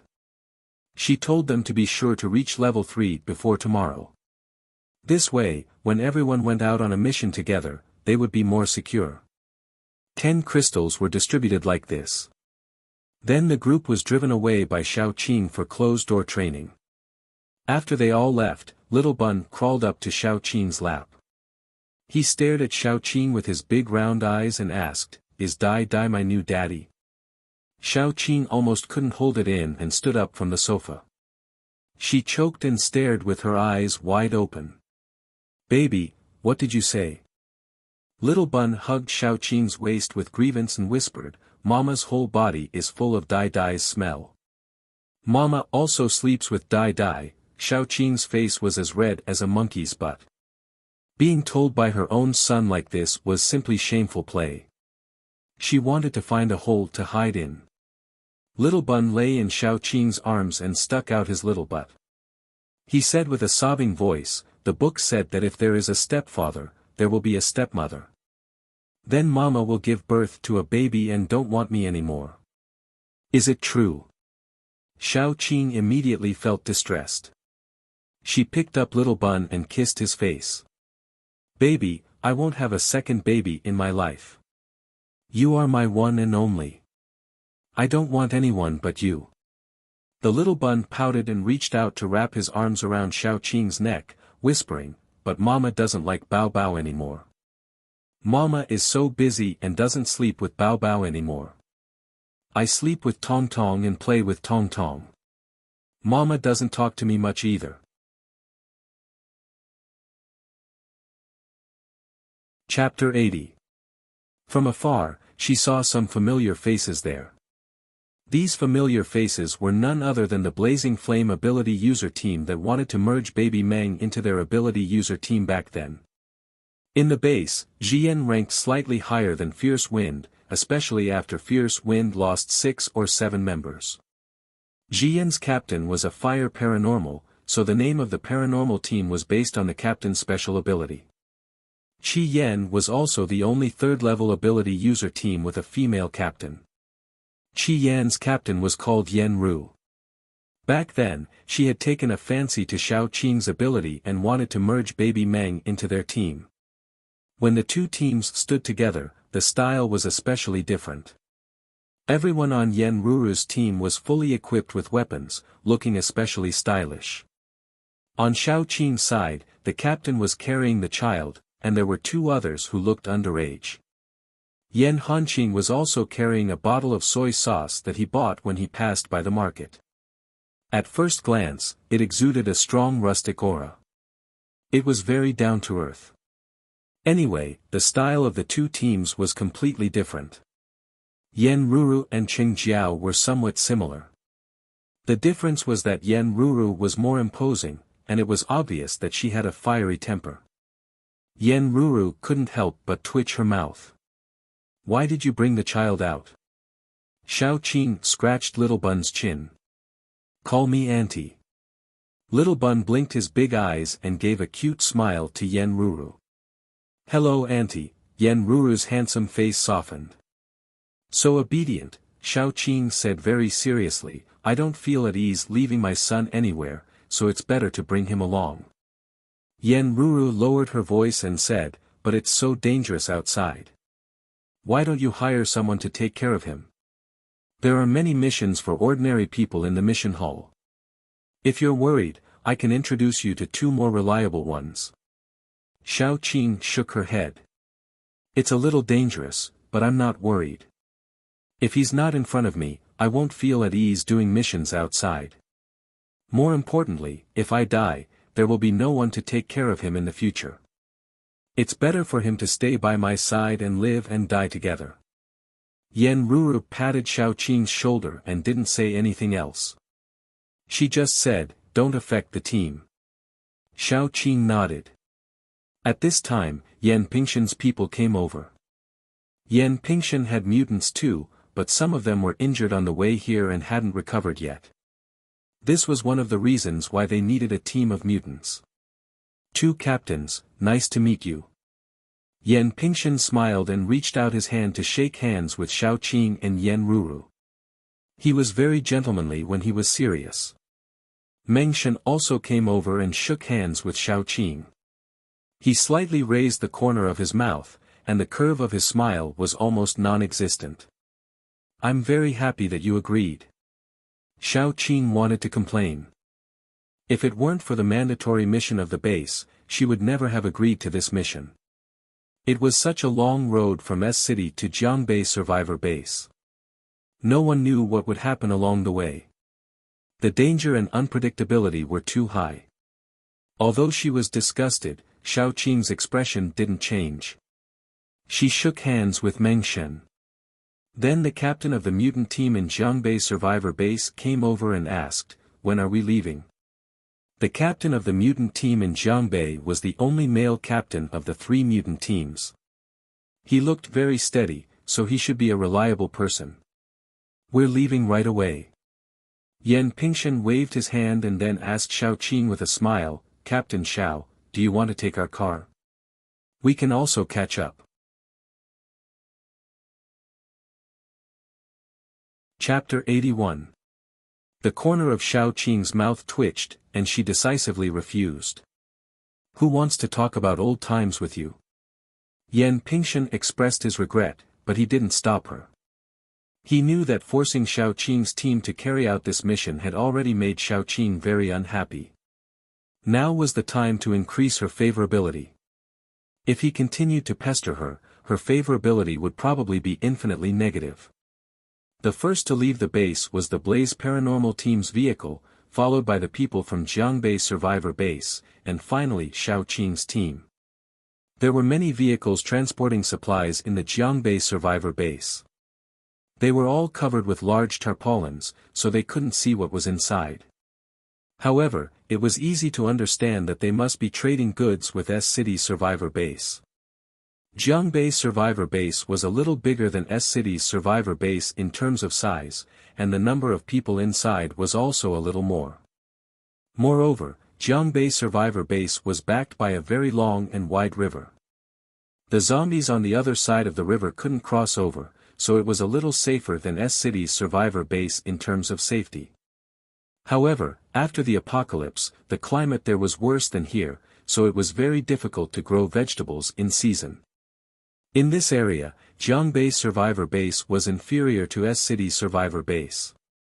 When it was time for lunch, although they gathered together, they ate separately. Everyone started to cook. They simply cooked a pot of dry food, while Xiao Qing's team had already divided the work of cooking and cooking. In fact, they didn't cook any complicated dishes. They just brought some cold rice, fried it with eggs and vegetables, and then steamed it. However, nothing was afraid of comparison. The moment Yan Pingshan smelled the aroma, he raised his head and looked at Xiao Qing's side. Golden eggs wrapped in rice, green vegetables, and thin slices of bacon. Then he looked at his own side. A pot of dry food was cooked like dog food, and there were small salted vegetables on the side. This was today's lunch. The gap between them shouldn't be too big. While Yan Pingshan was hesitating, Yan Ruru had already moved quickly to sit beside Xiao Qing and began to curry favor with her. Do you always bring such rich ingredients when you go out? Children can't lack nutrition. Xiao Qing smiled and filled a bowl for Yan Ruru. She had a good impression of Yan Ruru. Yan Ruru was not pretentious. She took it and thanked her. Yan Pingshan immediately bit his chopsticks and fell into a cycle of sobbing. He also wanted to eat. Sob, sob, sob. Why was the difference in treatment so big? Sob, sob, sob. If he went over now, would he be able to get a bowl? Sob, sob, sob. If Xiao Qing didn't give it to him, would it be embarrassing? Sob, sob, sob. When he finished crying, he found that Meng Shen had already sat down. Meng Shen was very direct. Can you give me a bowl? A small bowl is fine. Since Meng Shen had spoken, and he had helped Xiao Qing would naturally give him face, so she also filled a bowl for him. Fortunately, she made a little more, or it would not be enough. Yan Pingshan did not cry. He ran over with the bowl and looked at Xiao Qing with shining eyes. I also want to eat. Xiao Qing was particularly rude to Yan Pingshan. Yan Pingshan did not help her, and he was the culprit who caused her to have to go on a mission. Why should she be nice to him? Xiao Qing calmly distributed all the rice in the pot to Meng Shen and the others evenly. Everyone's bowl was piled up with a tip.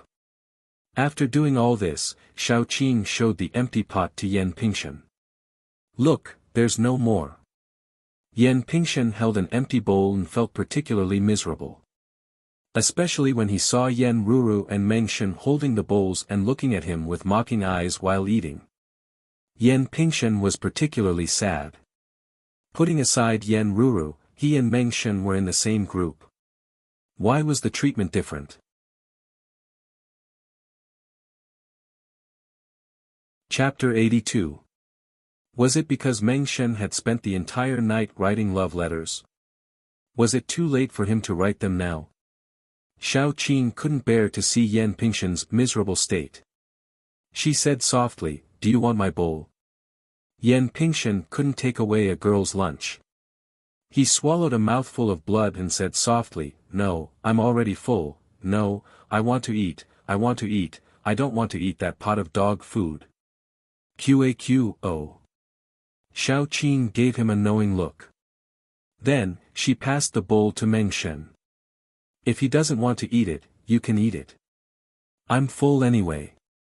Meng Shen quickly put the rice in the bowl into his own bowl. Then, he smiled at Xiao Qin. Thank you. Yan Pingshen immediately knelt down. Xiao Qin was definitely targeting him. Definitely. Yan Pingshen felt very wronged, especially when he was compared to Meng Shen. He sat back in his seat and looked at the dog food in the pot. Then, he looked at Meng Shen, who was so happy that he almost buried his face in the bowl. He felt even more unbalanced. Brother Yan. Fatty, who was cooking, scooped a bowl of rice for Yan Pingshen and paired it with a small green pickled cucumber. He looked at him with pity and said, "Eat first. If there was no comparison, it wouldn't hurt." After all, they usually ate this kind of dry food when they went out. However, the comparison was right in front of him. Yan Pingshen really couldn't eat. Every time he took a bite, he felt a little more tears in his heart. Compared to Meng Shen, who liked to speak ill of him, Xiao Qin was really more ruthless. While eating, he thought fiercely, Meng Shen and Xiao Qin are really a match made in heaven. After eating, they took a short rest and continued to move forward. Before nightfall, they had to pass through the empty town in front of them. There were no people in these towns. They were all zombies. If they were still in the town before nightfall, it was very likely that they would be attacked at night. It was very troublesome. After passing the town, there were no zombies in the short distance, so it was relatively safe. These experiences were slowly accumulated after the apocalypse. People had sacrificed a lot of blood and lives. Every experience could save a life. The road ahead is blocked. While walking, the leader of the blazing team sent a message. The team could only stop where they were. Xiao Qin asked her friends to look after the car, and then walked over with the clingy air Dai and Xiao Bao. Yan Pingshen and the others were already waiting there. They didn't know why, but there were big cracks in the ground. It was probably because of the earthquake. Each crack was 5 or 6 meters wide, and the narrower ones were more than a meter. The vehicles certainly couldn't pass through. Yan Pingshen and the others' faces couldn't help but become ugly. When they came here, the road was pretty good. They didn't expect that it would become like this when they went back. More importantly, this was the safest road. No matter which way they went, it was inevitable that they would pass through a lot of zombies. The loss of people was certain. What should we do? Yen Ruru also frowned. Should we take a detour? She looked at the length of the cracks. It was impossible to go through from the edge. We can't take a detour. Yan Pingshen clenched his teeth. If we take a detour from the left, we will be on the highway. There are a lot of abandoned vehicles on the highway. Even if we ignore the zombies, it will be very troublesome to go forward. If we take a detour from the highway, we will be in the city. It is too dangerous to go through the city. If we take a detour from the right, it will be a wetland. It is very likely that there will be swamps and a lot of mutant plants. There will be no way to get through it. Yen Ruru couldn't help but say, but we can't go through it. If we don't take a detour, how can the vehicles pass through this huge crack? Not to mention the vehicles, even if we abandon the vehicles, it will be difficult to go through. Meng Shen squatted on the ground to check. The crack was very deep, so deep that he couldn't see the bottom. He took a stone and threw it down. There was the sound of the stone hitting the ground, but there was no sound of the stone falling. It was impossible to fill the crack, so they had to think of another way. Maybe, we can let the Earth ability users create a road. Meng Shen thought for a long time and then said. How do we create it? Yan Pingshen's eyes lit up, and then he said. Meng Shen said seriously, this section is at most 100 meters wide, and there is solid ground in the middle. We only need to build a road above the crack, like a bridge, to support the vehicles. Yan Pingshan and Yan Ruru also thought that this method was feasible, so they each called 2 Earth ability users. They called the Earth ability users with the highest level in their respective teams, one at the peak of level 3, and one at the peak of level 2. Yan Pingshan told them about Mengshan's idea, and then said, "Can you build a bridge? It is about 2 meters wide, and it doesn't need to be very thick, as long as our vehicles can pass through it. We can try." One of the Earth ability users squatted down, put his palms on the ground, and urged his ability. Soon, the rolling soil seemed to be controlled by an invisible hand, and a 2-meter-wide bridge was formed, crossing the crack. Yan Pingshan was very surprised and hurriedly said, "Call a car to try first. Wind ability users, get ready. If the bridge collapses, please hold the car with all your strength, and then the strength ability users will be responsible for dragging the car up." As soon as Yan Pingshan gave the order, people on both sides immediately got busy. When everyone was ready, the off-road vehicle with high hopes slowly drove onto the bridge.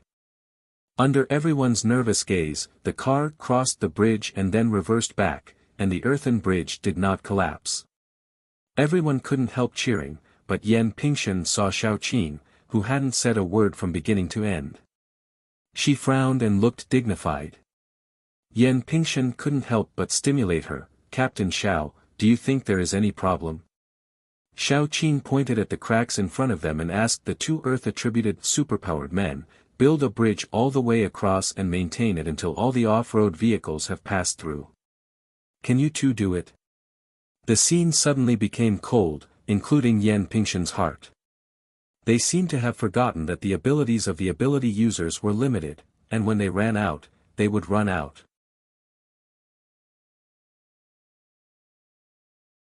Chapter 83. The 2 paranormals looked at each other in silence. They couldn't do it. Let alone the 2 of them, even if all the Earth paranormals on the scene were pulled out, they still wouldn't be able to do it. "Do you want us to go through one by one? After sending 1 car with all our strength, you guys can rest for a day and a half before sending the second car?" Xiaoqing said lightly. Yan Pingshan was silent for a long time, then he asked Xiaoqing, "Do you have any other ideas?" Xiaoqing shook her head. "Apart from taking a detour, building a bridge is the only way." "Isn't that still nonsense? Building a bridge is the only way. They can't support all the cars. It's still a dead end," Yan Pingshan said with some annoyance. Xiaoqing didn't say anything. She looked at the long crack and suddenly asked, "How much loss will there be if we take a detour?" Mengshan said sincerely, "About 1/3 of the people will be left behind. They won't be able to reach the Jiangbei survivor base. This is just a rough estimate. It doesn't count as an accident." Xiaoqing hesitated for a short time, then she called Gu Chuan over, "Build an ice bridge. It doesn't need to be too thick. It's enough to cross the crack. It's about 2 meters wide. It's thick enough to support a fully loaded car." Gu Chuan silently stretched out his hand. The moisture in the air was quickly extracted, and an ice bridge appeared above the crack. Xiaoqing tested the thickness, then said, "Let's try again." Yan Pingshan called the car and tried again. The car went on the bridge, and there was no sign of the ice bridge below cracking. Yan Pingshan's eyes immediately lit up. After the 2 Earth paranormals built the ice bridge, their faces became much paler. Gu Chuan, on the other hand, looked very calm. The difference between the 2 sides was obvious. "Can you hold on until all the cracks are covered?" Yan Pingshan couldn't help but ask. Gu Chuan shook his head. If he was a 4th-level ice paranormal, he could definitely do it, but he was only a 3rd-level paranormal. Yan Pingshan was a little disappointed, but Xiaoqing ignored him. She just asked Gu Chuan, "Can you reach 2/3 of the crack?" Gu Chuan nodded. He could reach that part of the crack, but he would be tired. "That's good." Xiaoqing nodded and said to Yan Pingshan, Guchuan and me. You guys get ready to cross the bridge. But Yan Pingshen couldn't help but want to ask. Wasn't Guchuan unable to hold on? Then he saw that Guchuan had already built the ice bridge. While Guchuan was building the ice bridge, the other two Earth paranormals didn't stay idle. Xiaoqing asked them to build a thin layer of ice bridge. Then Guchuan froze this layer of ice bridge, and then thickened it. This saved him a lot of energy. Seeing that Guchuan and the others had already started, Yan Pingshen also ordered everyone to get in the cars and drive them one by one in an orderly manner. Xiaoqing and Guchuan were in the front. Every time a layer of ice bridge was laid, Xiaoqing would press it to test it, and then continue to lay it down. After about 50 meters, several Earth paranormals had already taken turns to lay down the ice bridge. Their energy had already been exhausted. Guchuan had to do it himself, and completely built the ice bridge. At this time, the strength of a level 3 paranormals could be seen. His face was a little pale, but he didn't look like he had consumed a lot of energy. Can you still hold on? Xiaoqing tried, and now the ice bridge was obviously thinner than before. This wasn't because Guchuan was lazy, but because his energy was slowly being exhausted, and he didn't have the strength to continue. It's barely the position you mentioned. Guchuan was very calm, but cold sweat was already seeping out of his forehead.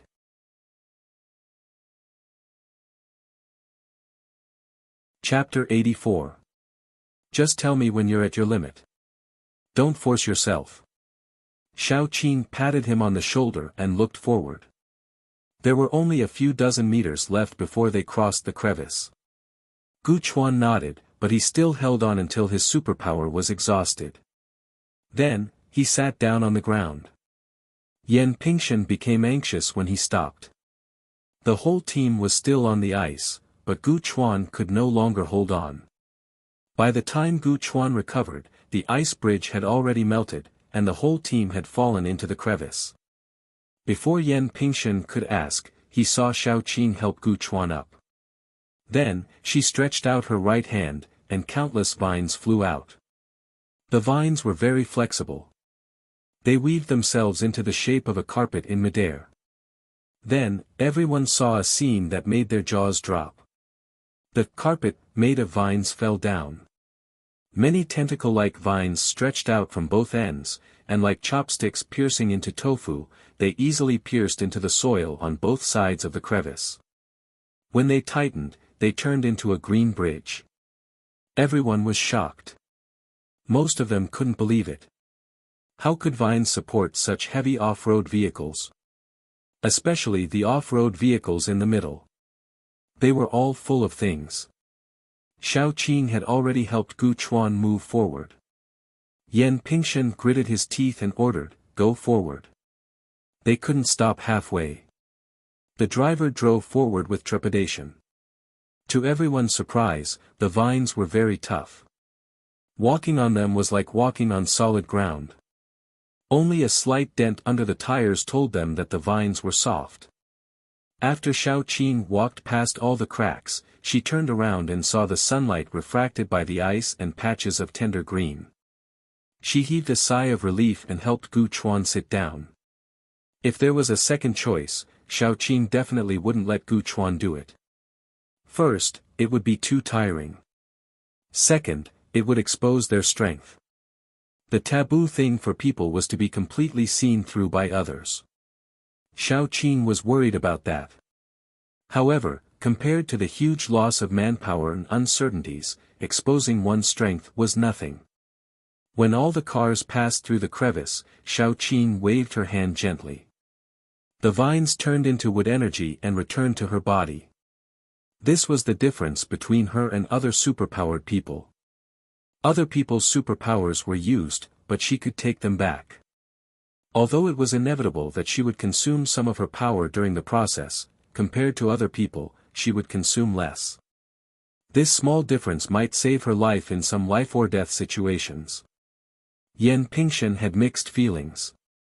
When he and Meng Shen went to persuade Xiaoqing, they mentioned many times that they were interested in the strength of Xiao Qing's team.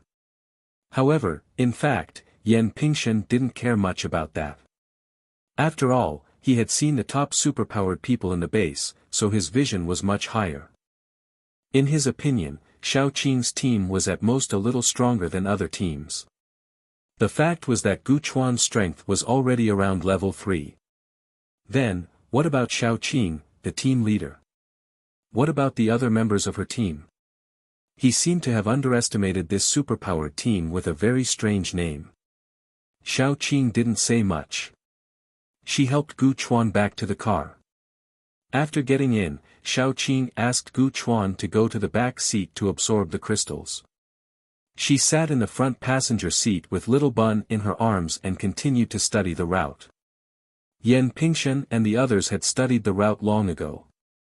They knew which path to take was the least dangerous, which path to take was the shortest, and which path to take was the smoothest. However, Xiao Qing was a cautious person. She wasn't in the state where she could feed herself and her family. She had to keep a high level of vigilance.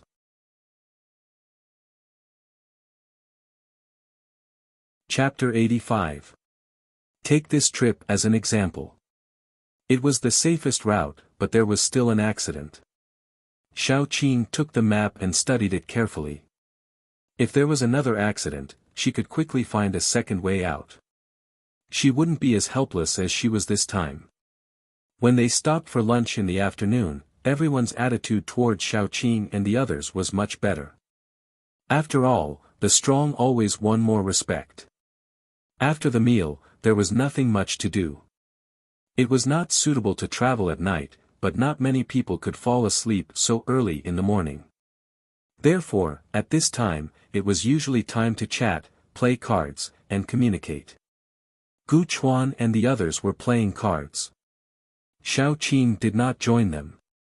She held Little Bun and chatted with Yen Ruru. As usual, there was an air dye by her side. Since that incident, air dye was particularly clingy. Even when it was free, it liked to sit beside her and look at her. Yen Ruru also had children at home. Unlike Xiao Qing, her husband loved her very much. Moreover, he was an ordinary person. It was not suitable for him to go out and do missions. Therefore, her family's model was that her husband took care of the children, and she went out to work. Naturally, the two mothers had a lot to talk about, especially about raising children. Although they were like chickens and ducks, they talked about different things. For example, Yen Ruru liked to talk about how much her baby ate for a meal, how he got fat again, and how he didn't like to sleep and was very noisy. Every time she came home, he would pester her to tell her stories. Xiao Qing liked to talk about how her Little Bun could eat a lot, but he didn't get fat or grow taller. He didn't like to sleep, but he didn't make trouble. Every night, he would pester her to sleep with him. Yen Ruru began to praise Little Bun, and Xiao Qing began to sigh. She was very annoyed that Little Bun didn't grow up. Gu Pan, who was closer to them, had already made 3 mistakes. She wanted to laugh as she listened to their conversation.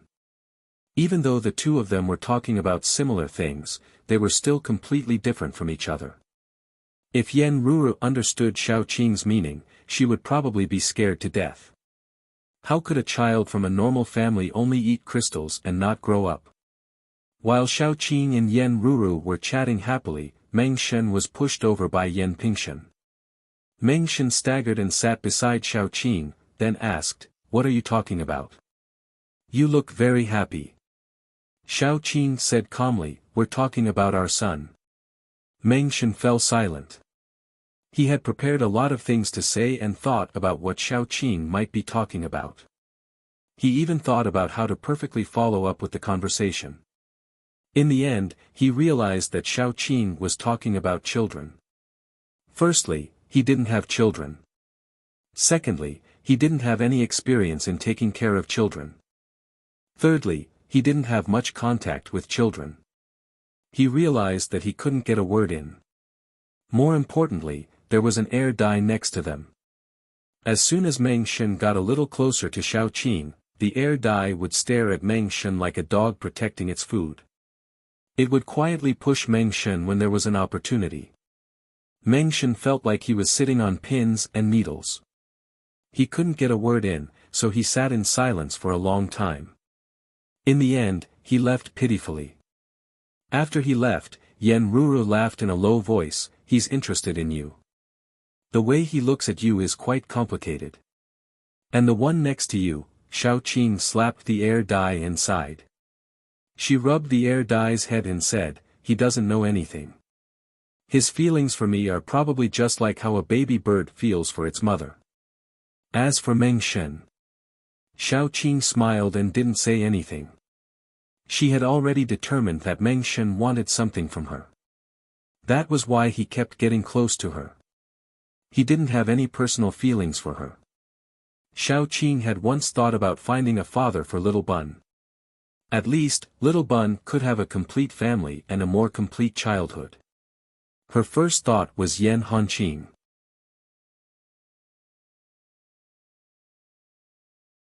Chapter 86. First, they were both soldiers, so they were more harmonious in certain aspects. Second, Yan Hanqing's character was more or less understood after this period of time. He was a trustworthy person. Third, Yan Hanqing would not treat Little Bun badly, and would be absolutely loyal to her. In the end, something unspeakable happened between her and Air Dai. Air Dai was never a good match in her heart, not because he was a zombie, but because Air Dai really did not know anything. Now Air Dai's feelings for her might be dependence or affection, but it would not be love, because he did not even have his own consciousness, only the most basic instincts. Air Dai like this could be a friend or a partner, but he was not suitable to be a lover. But fate made fools of people, and in the end, she and Air Dai did the most intimate thing. Not necessarily. Yen Ruru glanced at Air Dai. She had already classified Air Dai as someone who had a problem with his brain. To put it bluntly, he was an idiot. Yen Ruru said to Xiao Qing in an experienced tone, "Although he is stupid, his eyes are especially focused. Have you ever seen that, even if there are many people sitting next to him, there is no one else in his eyes except for you? It can be said that he only has you in his world. I think that the person who can be treated like this by him will be very happy." Xiao Qing was stunned, and then she heard Yen Ruru say, "You should not deny his ability to be a lover because of some of his problems. Maybe you can try to understand and accept. At least in my opinion, he is sincere to you. In fact, it is good for you to be like this with him. At least he can't leave you, and he will not betray you." Xiao Qing forced a smile, "You are very experienced. Let's not talk about this. It is quite late now, and it is time to sleep. Let's talk another day." "Okay." Yen Ruru patted her butt and walked lazily to her tent. "I'll talk to you another day." Xiao Qing carried Little Bun and turned around to see Air Dai sitting behind her, looking at her intently. She couldn't help but think about Yen Ruru's words. "You're the only one in his eyes. You're his entire world." Wasn't this a kind of bone-deep romance? Xiao Qing couldn't accept Air Dai immediately, but Xiao Qing's attitude towards Air Dai had changed a lot. At least, she didn't treat her like a spoiled child anymore. Xiao Qing felt that when Dummy's level slowly increased in the future and his IQ recovered, his memory of his life might slowly awaken. If Dummy could say that he loved her at that time, then she would consider being with him. Even if she accepted Air Dai into her and Little Bun's life, it would be an Air Dai with a healthy mind and intelligence, and not an Air Dai like he was now. Xiao Qing brought Little Bun into the tent, and Air Dai followed. Xiao Qing was about to take off her coat when she saw Air Dai crawl under the blanket. Air Dai noticed Xiao Qing looking at him, so he lifted the blanket and patted it, indicating that he would warm the blanket for Xiao Qing and let Xiao Qing sleep in his arms. Xiao Qing was speechless. Ever since that incident, Dummy's attitude towards Xiao Qing had changed a lot. He looked at Xiao Qing as if he was looking at his own wife. He was especially happy, and in his joy, there was doting, and in his doting, there was also shyness. Dai was then kicked out. He persistently tried to crawl into the tent, but was kicked out again and again. Dai shamelessly tried to crawl into Xiao Qing's bed no matter what. After failing multiple times, he pitifully changed his target to crawling into the tent. He even hid in a corner so Xiao Qing couldn't kick him.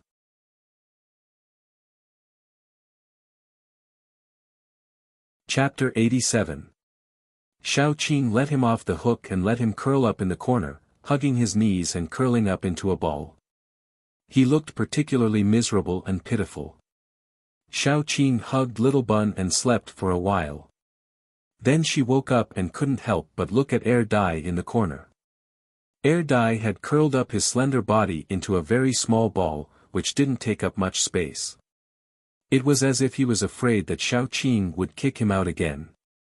Xiao Qing's heart softened and she wanted to call Dai to the bed. In the end, she steeled her heart and turned over to continue sleeping. However, she couldn't sleep well as she kept thinking about Dai's pitiful appearance. After a while, she woke up again. When she turned over, she realized that Dai didn't seem to be in his original position. He moved forward a little. Although he didn't move much forward, he definitely moved a little. Xiao Qing closed her eyes and pretended that she was asleep. After a while, she squinted her eyes and saw Dai moving forward sneakily. He moved and moved until he was very close to the bed. Although he moved closer, Dai didn't dare to get into the bed. He just wanted to get closer to Xiao Qing so that he could look at Xiao Qing up close. Looking at Dai's pitiful appearance and even more pitiful eyes, Xiao Qing sighed.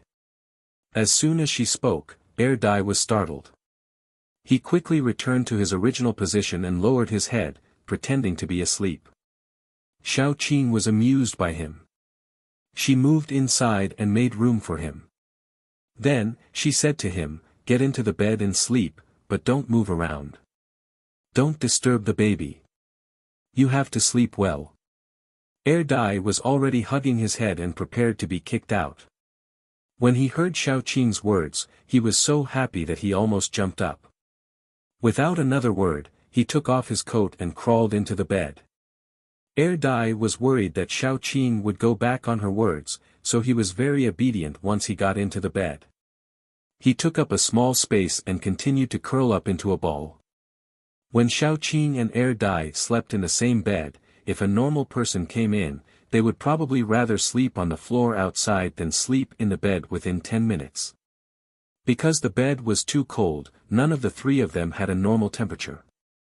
When she touched them, they were all cold as if they had just been taken out of the freezer. Even though there wasn't much warmth, Dai especially liked to lean on Xiao Qing when he fell asleep. Before he fell asleep, he remembered that he had to curl up into a ball and try not to take up any space. After he fell asleep, he began to unscrupulously stretch his body. The next morning, the three of them were like this. Xiao Qing was hugging Little Bun, Dai was hugging Xiao Qing's waist, and one of his legs was pressing down on Xiao Qing's leg. After Xiao Qing woke up, she mercilessly kicked Dai out of the bed. Dai didn't know what happened, but he was already outside the tent. His chin hit the ground first, and his face was blank. Therefore, when people passed by Xiao Qing's tent, they all saw Dai lying on the ground like a poor boy who was chased out of the house by his wife. The poor boy didn't feel that he was pitiful, so he happily went back into the tent again. He helped Xiao Qing pass socks, Xiao Qing's shoes, and Xiao Qing's coat. He was very attentive.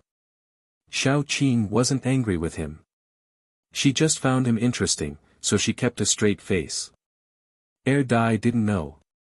He thought that Xiao Qing was angry, so he kept looking at Xiao Qing pitifully, racking his brains to please his wife. He was afraid that Xiao Qing wouldn't let him into the bed at night. "Captain Xiao, you're up early." Yan Pingshan smiled and greeted him. "Have you eaten?"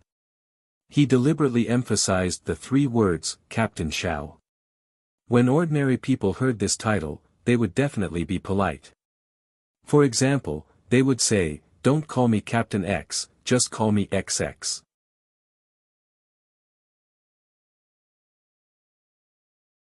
Chapter 88. That way, Yan Pingshan could logically address Xiao Qing as Xiao Qing, Qing Qing, and so on. It was a more intimate form of address, and he would be able to close the distance between them. It was simply perfect. However, Xiao Qing had no intention of correcting him at all. She said lightly, "Team Leader Yan, you're early too. I just woke up. Is something the matter?" Yan Pingshan's heart was about to break down. He had just realized a very serious problem.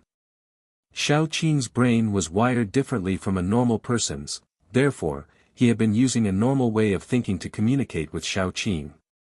As a result, their relationship was getting further and further apart. Just like this time, Xiao Qing had at least called him by his name previously. Now, she had directly addressed him as team leader. He had originally wanted to close the distance between them, but in the end, he had unknowingly pushed the distance away. "Nothing much, if there's nothing else, I'll go wash up first." Xiao Qing smiled slightly. Her entire face revealed the message, "Since there's nothing else, hurry up and leave. Don't stay here and get in my way, okay?" Yan Pingshan was especially aggrieved. He was so aggrieved that he wanted to cry. In the end, he decided to go back and organize his thoughts before fighting again. After Yan Pingshan left, Xiao Qing yawned, brushed her teeth, and washed her face. Air Dai and Little Bun had also been trained by Xiao Qing to have the habit of brushing their teeth no matter when and where, even if they were about to go out to fight. The three of them each had a freshly opened toothbrush. Xiao Qing had specially chosen a parent-child set. The one in her hand was for her mother, the one in Little Bun's hand was for the baby, and Air Dai's was for her father. Even his toothpaste cup was adorable. Little Bun was especially amusing when he was brushing his teeth. He always liked to brush and brush. After brushing for a while, he would take a mouthful of water and rinse his mouth with gurgling sounds. He looked like a little squirrel with a mouth full of pine nuts. Air Dai followed suit. The two squirrels, one big and one small, played very happily. When Xiao Qing finished rinsing her mouth, the two squirrels were still purring. Then, Air Dai was slapped on the back by Xiao Qing. He spat out saliva onto Meng Shen's pants. Meng Shen, who was completely passing by and innocently implicated, was speechless. Xiao Qing was a little embarrassed. "Sorry, I didn't see you coming.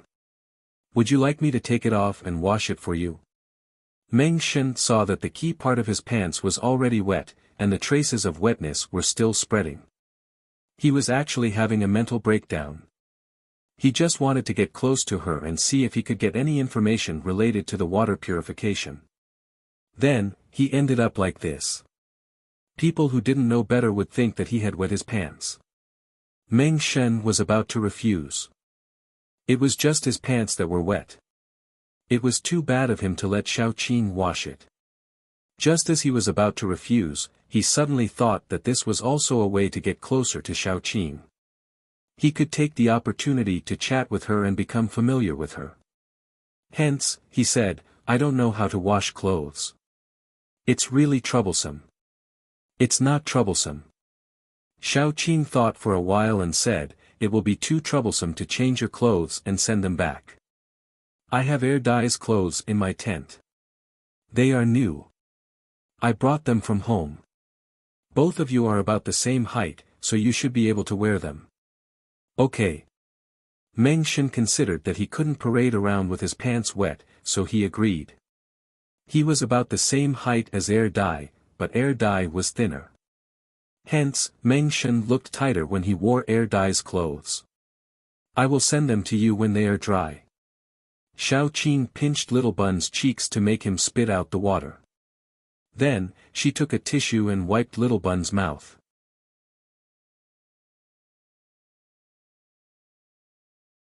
Chapter 89.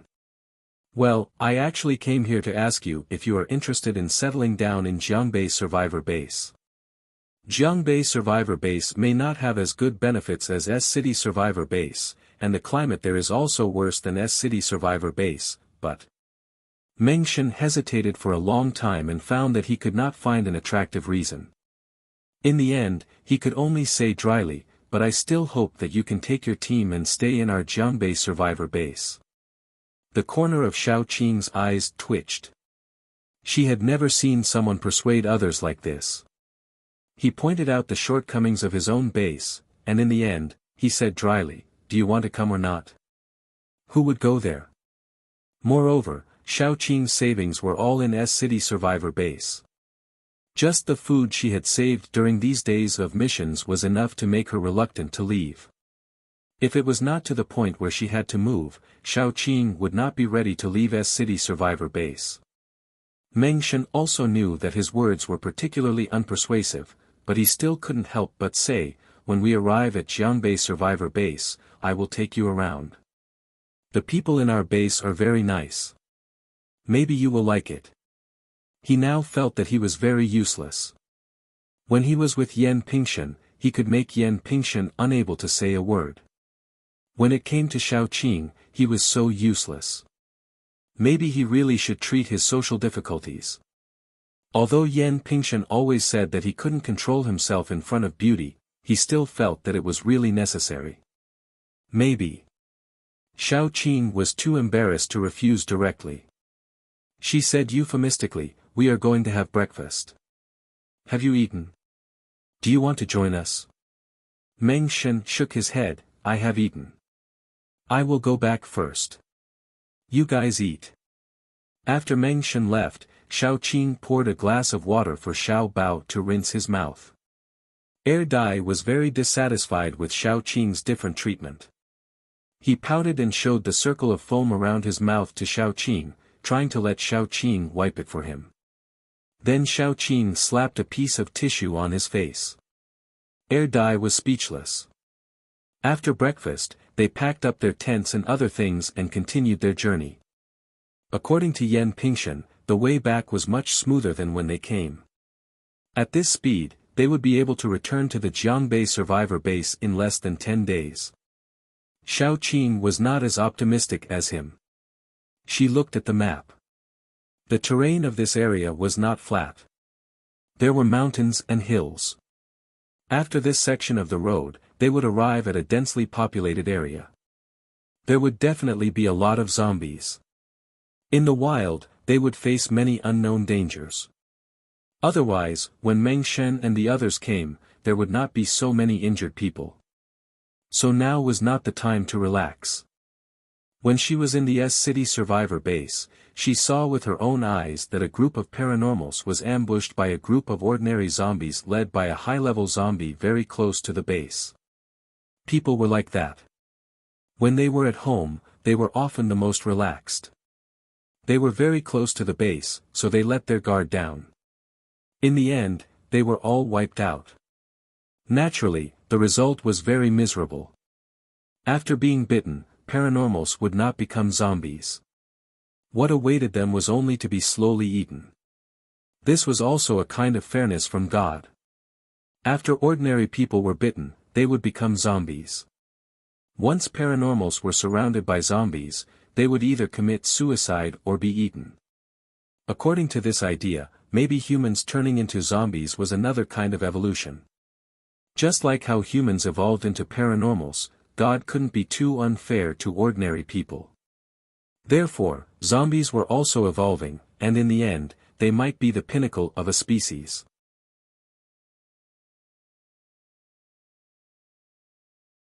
Chapter 90. Xiao Qing didn't want to remind them. After all, Yan Pingshan and the others must be the elites of a base. If they couldn't even maintain the most basic vigilance, they wouldn't be qualified to be elites and represent a base to do business with another base. After passing through the mountain pass, we will be very close to the town.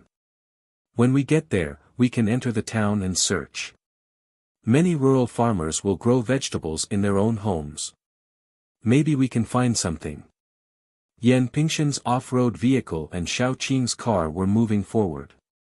He chatted with Xiao Qing for a while. If it was a small team of paranormals carrying enough rations, they wouldn't risk entering a town.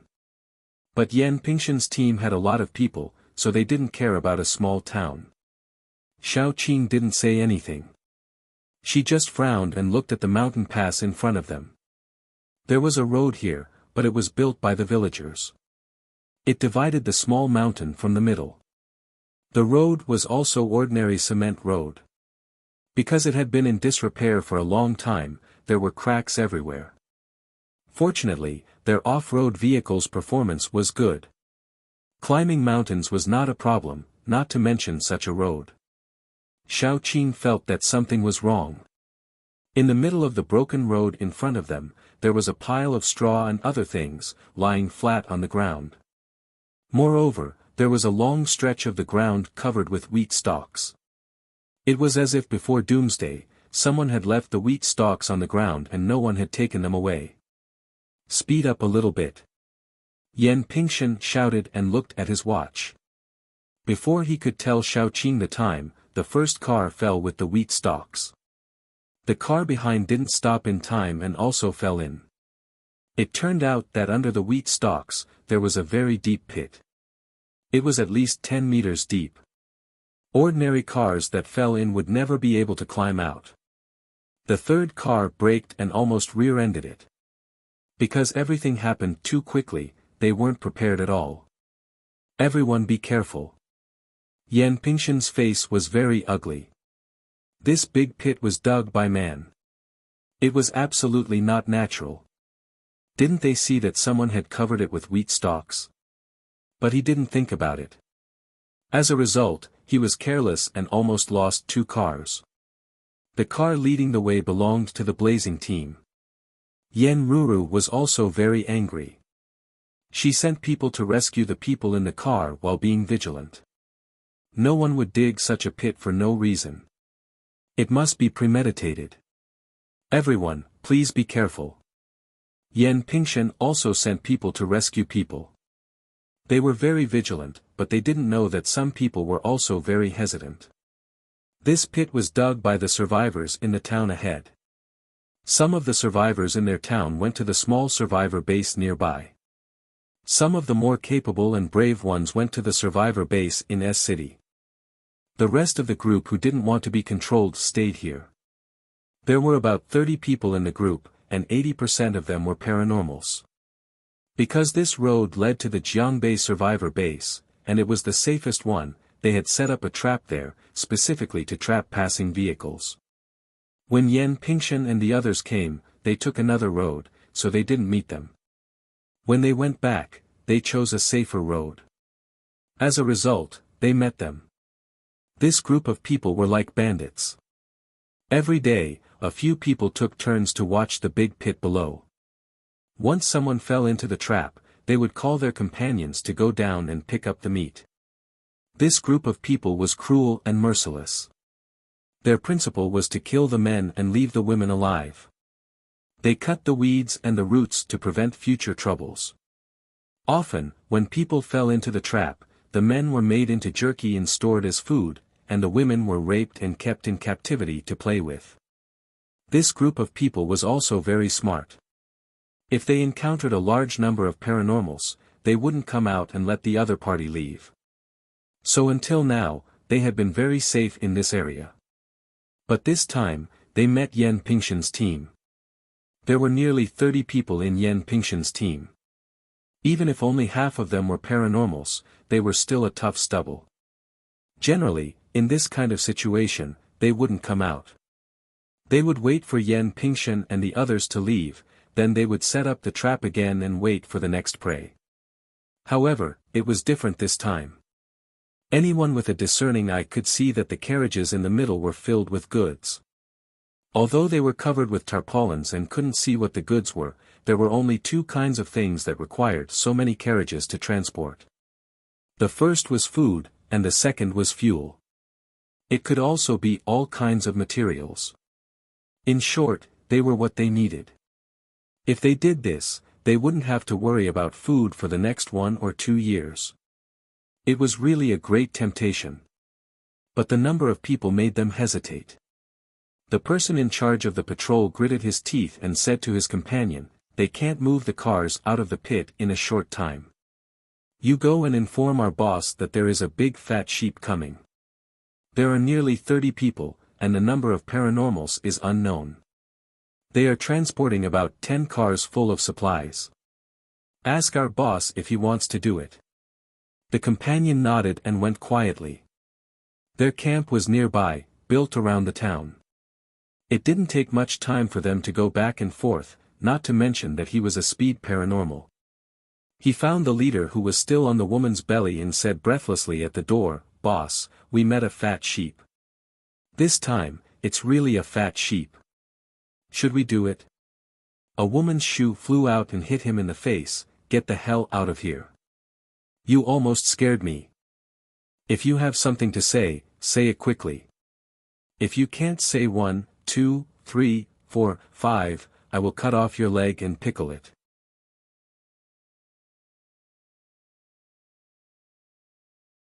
Chapter 91. This piece of fat meat was really too big. After listening to the subordinate, the leader pulled up his pants and gathered all his subordinates to go over. When they arrived, they saw that there were indeed 10 full cars. The ruts along the way were so deep, which meant that there must be a lot of things in the cars, and they were very heavy.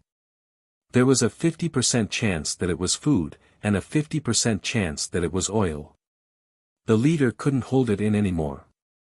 He gritted his teeth and asked, "Where's the second brother?" A skinny man with blue skin came over. "Big brother, I'm here. We're in the upper hand now.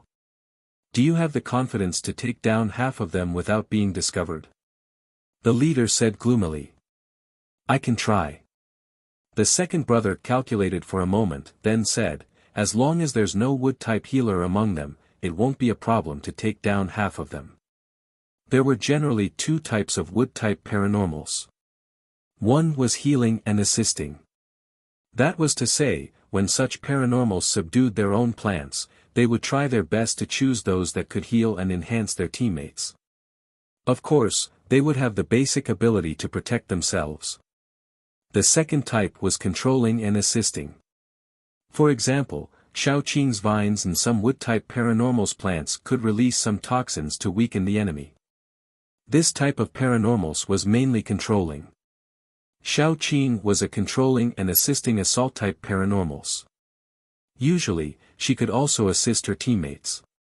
At a critical moment, she could become an assault-type paranormals in a second, controlling and assisting herself.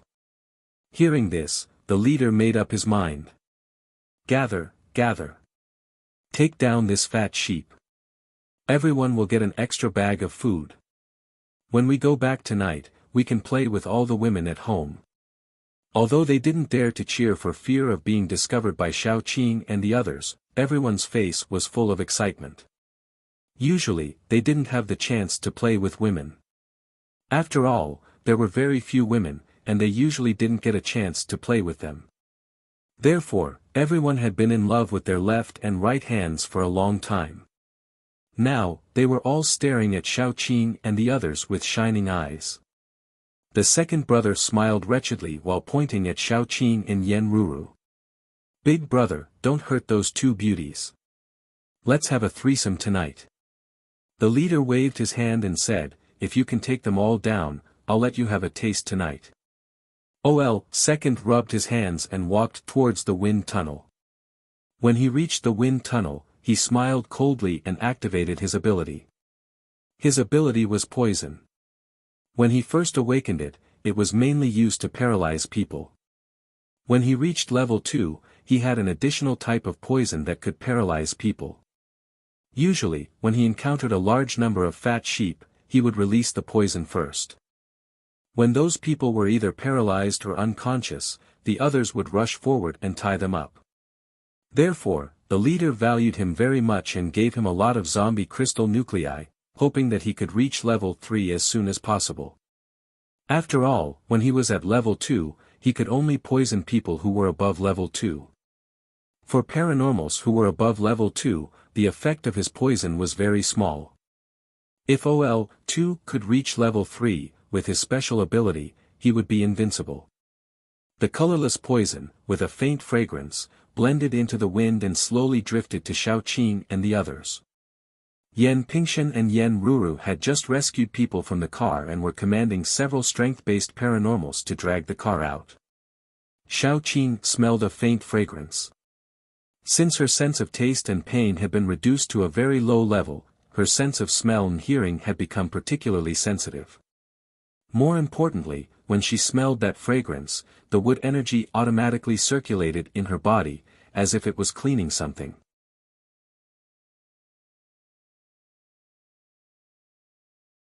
Chapter 92. At that moment, Xiaoqing understood. She hurriedly called out to the others, "Hold your breath. There's poison in the wind." Xiaoqing's words were timely, but some people were still poisoned. Those who were poisoned were all second-level paranormals and below. People like Yan Ruru only felt a little dizzy at most, because the poison couldn't enter her body at all. Even if some poison entered her body, it would be quickly removed by Yan Ruru's energy. Another example was Xiao Tong. She had the habit of setting up a simple spirit shield around her at all times, so the poison would be removed as soon as it touched the shield. It couldn't hurt Xiao Tong at all. Moreover, some paranormals who were at the peak of second level and not far from third level were also not affected. They could be removed in a short while. However, those who were hiding in the dark didn't know that. They only saw a large number of people fall down. The leader suddenly became excited, as if the fat sheep had already entered his pocket.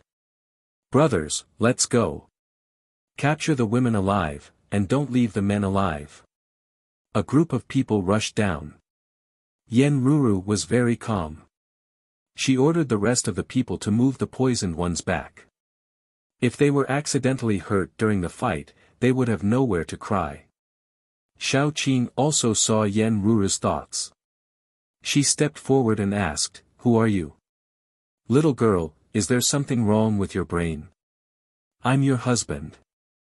The leader laughed lewdly and said, "Didn't we sleep together last night? You don't recognize me now after putting on your pants." Xiaoqing's eyes immediately became cold. Dai was about to rush out and attack, but he was stopped by Xiaoqing. Xiaoqing smiled faintly. "What did you just say? I didn't hear you clearly." "I said I'm your husband, and I also like the little girl behind you. How about you serve me tonight? She's so young." "Second brother, don't you think they look like mother and son?" How could the leader be afraid of Xiaoqing? There were only 10 people on her side, but they had nearly 30 people on their side, and all of them were paranormals. Second brother immediately chimed in, "To be able to fuck a mother and daughter, boss, your luck with women isn't shallow. How about you let me have the hot chick next to you?" "No problem, we brothers should share our blessings." The leader laughed. Xiaoqing looked at Yan Ruru, and then looked at the captain of Meng Shen's team. Although she was asking, her tone was very cold. "How about leaving the two of them to me?" Yan Ruru's weapon was a whip. It was made of the spine of a mutated tiger and had been specially processed. She didn't ask Xiaoqing if she could use it. She just said, "Lend me that ice element guy over there. I'll get rid of all the troublesome minions for you." The other captain also nodded. "Do what you can. Be careful. If you can't do it, call us for help." Hearing this, the leader laughed and immediately waved his hand. "Brothers, they look down on us. Come on, let's fight together. Let's end this quickly. Kill all the men and bring the women back so that everyone can have some fun." Those who were temporarily paralyzed were dragged to the back. Without any consideration, no one would talk nonsense with them. Xiaoqing let Yan Hanqing and the others choose to kill those who were not pleasing to the eye, while she faced the leader and second brother. Xiaoqing's eyes were filled with killing intent that was about to explode. She stretched out her hand, and green vines shot towards the two men. The second brother's first reaction was to hide behind the leader and release the poison. His poison was too disgusting. Although it wouldn't harm people's lives, it made people unable to move freely. The leader hurriedly used his power. His power was the same as Yen Ruru's, which was fire. The difference was that he was a little weaker than Yen Ruru.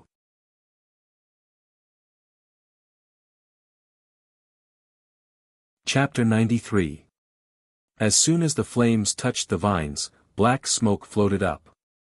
The poison on the surface of the vines was evaporated by the flames. When the leader saw the black smoke, he was shocked. He hurriedly formed a fire shield in front of him, but the vines with black smoke went around him. Then, a scream came from behind him. When the leader turned around, his face was splashed with blood. Those vines were like sharp cones, easily piercing the second brother's body. Some pierced his stomach, some pierced his chest, and some pierced his neck. Then, in the next second, the second brother's body was torn apart by the waving vines. Only his head was intact. It rolled around on the ground, then stopped moving toward the leader. The second brother's face was still a bit lustful. Until he died, he didn't realize how he died. He was still immersed in the illusion of victory. His limbs, flesh, and internal organs were scattered everywhere along with his body. The leader wiped his face and his hand was stained with blood and minced meat. There was also a piece of internal organ that he couldn't tell which organ it was. The warm blood splashed into his eyes and mouth. In an instant, he realized that this time, he seemed to have provoked someone he shouldn't have. Especially when he saw Yen Ru and the others slaughtering his subordinates one-sidedly. Even though they had fewer people, the leader wanted to run away at that moment. After all, his brothers had lost everything, and his subordinates had lost everything. He could still find another one, and there was still a chance for him to make a comeback. After all, he was already a level 3 paranormal, but what if he died? If he died, he would have nothing left. But would Shao Qing let him run away? Seeing him release a fire shield to stop the vines from getting closer and sneakily look around to escape, Shao Qing sneered. Little Tong. Xiao Tong immediately released her power. When Xiao Tong was a level 1 paranormal, she could only release a shield to protect herself and her companions. This was probably because she had been beaten and scolded since she was young, which caused her to have an extreme desire for a sense of security. That was why this ability appeared when she awakened. When she reached level 2, Xiao Tong's biggest desire was to help Shao Qing instead of feeling safe. Thus, she gained a second ability, which also gave her the ability to attack. The invisible spiritual power hit the leader's head in an instant. When Xiao Tong was a little stronger, she could even use this ability to blow up other people's heads invisibly. Unfortunately, she was still a little weak now. All she could do was make the leader feel a sharp pain in his head and temporarily lose his consciousness. That was enough. In an instant, the dense fire shields around the leader dissipated along with his spirit. The vines took advantage of this opportunity to invade. Although the leader had already woken up at this time, it was already too late.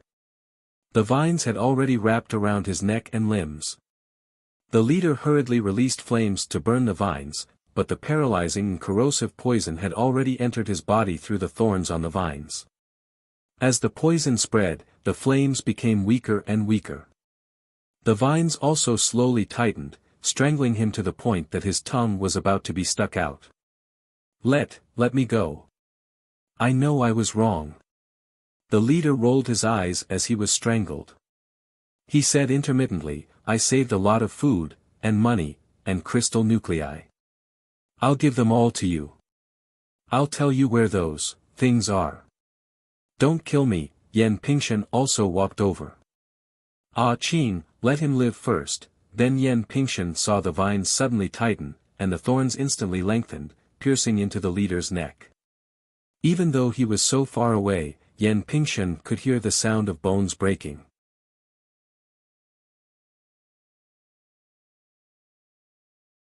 Chapter 94. The first thing that fell was the leader's arm, followed by his legs, and finally his head. In an instant, only his body was left hanging in the air by the vines. Xiao Qing turned around and smiled embarrassedly. You were a little slow, so I was a little faster. I'm sorry. Yan Pingshan silently swallowed his next words and said flatteringly, good job. He just wanted to ask if there was a place to grow crops in the town. Xiao Qing was too cruel. Fortunately, there were still many small fries left, so he could ask them one by one. Your leaders are all dead. Surrender. Yen Ruru waved her long whip, which was covered with a layer of dark flame. Whoever it landed on would have their skin and flesh burnt and their bones broken. Those small fries were about to surrender, but Xiao Qing shouted, kill them all. Don't leave a single one alive. Yen Ruru looked at Xiao Qing doubtfully. After all, it was a little cruel to kill them all. After all, although the leader was very bad, some of his subordinates might have been coerced. Xiao Qing smiled coldly and said, ask them. Which one of them hasn't eaten human flesh? Which one of them hasn't killed? Didn't you hear that sentence?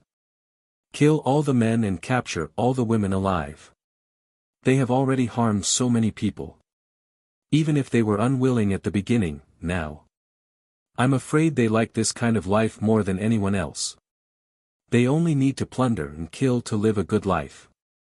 Yen Ruru also reacted and waved her hand. Kill them all. Don't leave a single one alive. Perhaps Xiao Qing's method of dealing with them was very rough, but she was right.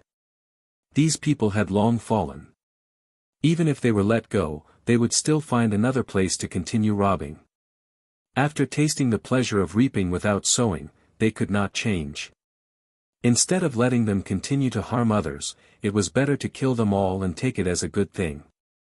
Soon, those small fries were almost all killed, leaving only one who looked a little younger. Yen Ru kicked him and said, lead the way for us later. We'll go to your lair, understand? I know. The young man with multicolored hair said in a trembling voice.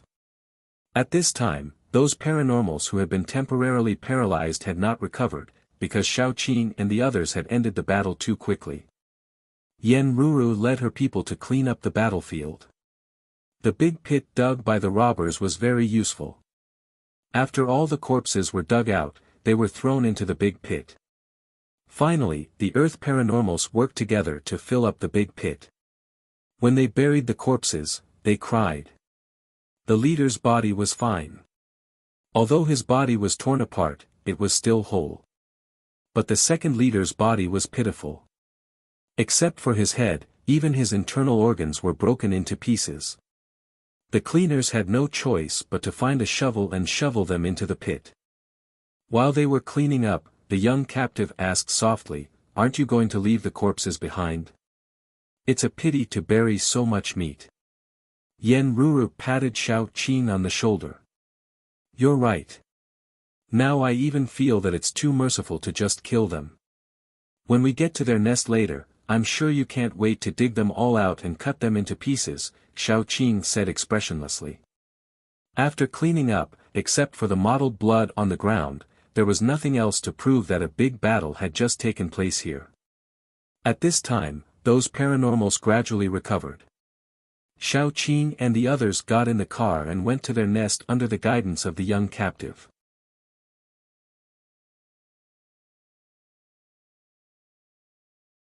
Chapter 95.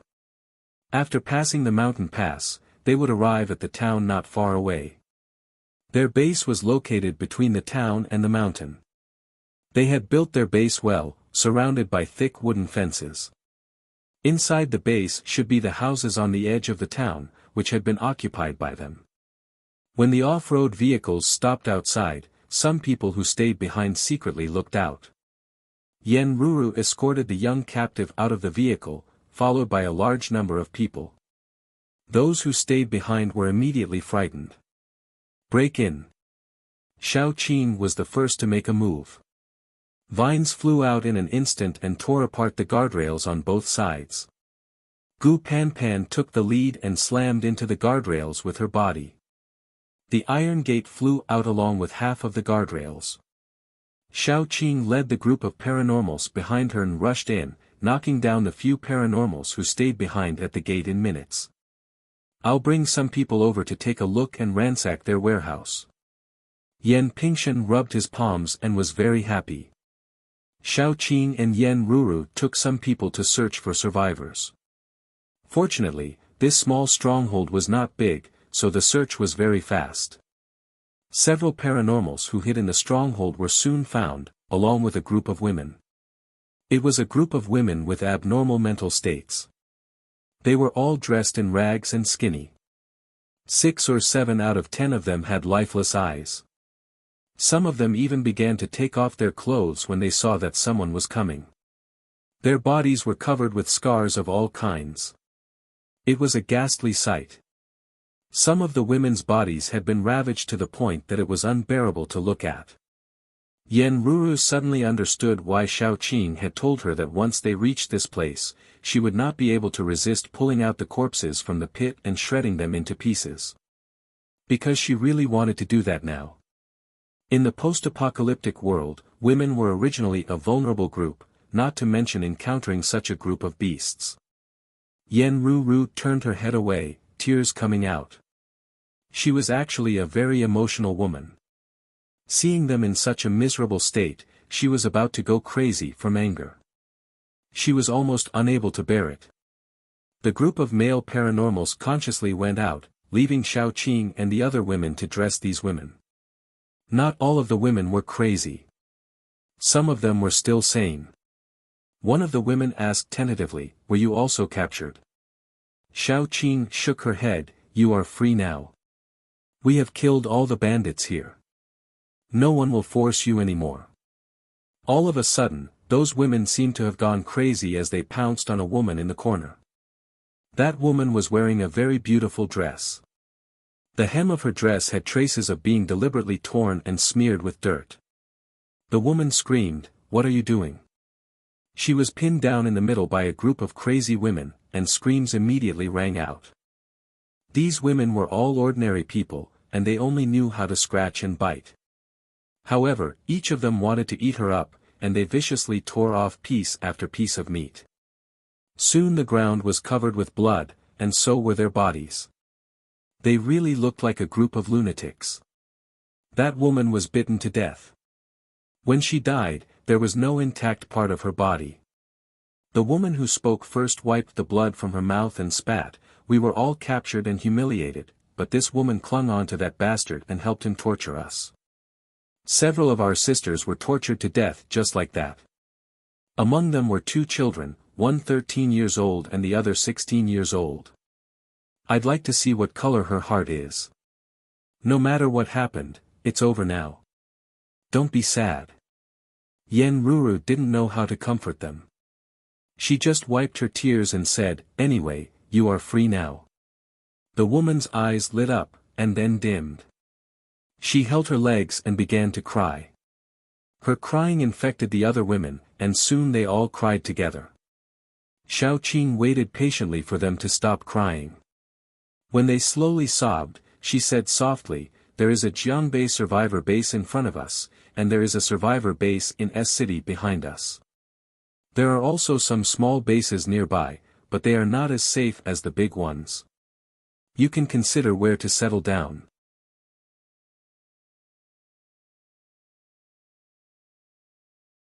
Chapter 96. The few sensible girls looked at each other, but no one said anything in the end.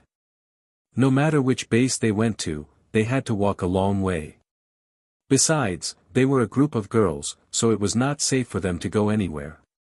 There was no guarantee in a small base. It was inevitable that some people would see them as girls and do something bad to them, or even imprison them.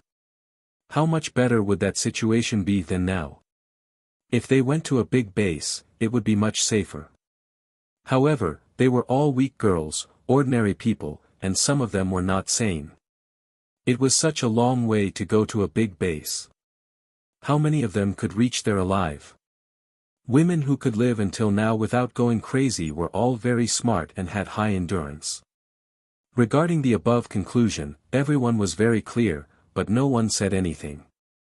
Because they all knew that no one had any obligation to take a group of useless women with them. In particular, there were several girls who had already gone crazy. They would only be a burden.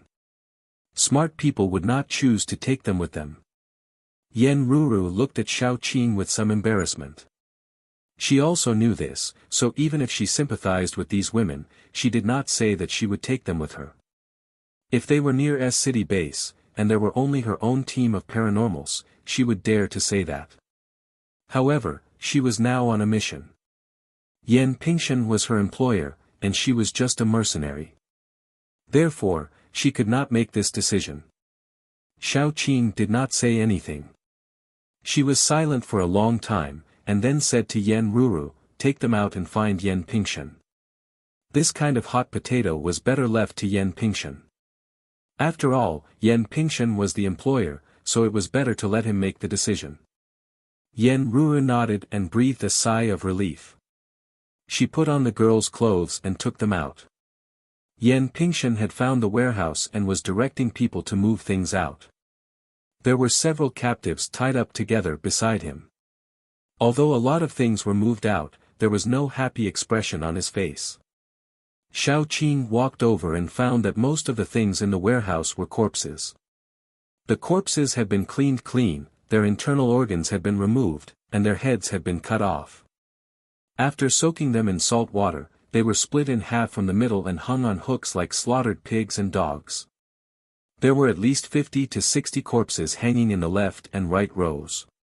Some of them were tall and seemed to be adult men. Some of them were short and were probably underage. It was no wonder that Yen Pingshan's expression was so ugly. Anyone who saw such a tragedy would have an ugly expression.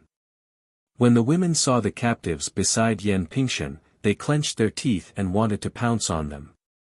But since Xiao Qing and the others didn't say anything, they didn't dare to do anything rashly. However, a woman who looked to be in her 30s and had a great figure pounced on them. Her hair was disheveled. After pouncing on them, she bit one of them on the throat. Everyone heard a clear scream and the sound of blood pouring down her throat. Gulp, gulp. The other woman hurriedly said, "Please don't be angry." Her sister was still pregnant when she was raped by this man. After that, the man even cut out the child in her dead sister's belly just to see the gender. Then, he fed the child to wild dogs. From that day on, she went crazy. Xiao Qing wasn't angry at all. She used vines to pull the captives who were still alive out one by one and asked the women, "Live or die?" The captives kept begging for mercy and repenting, but the women were very determined. This kind of beast, it's too easy for them to die.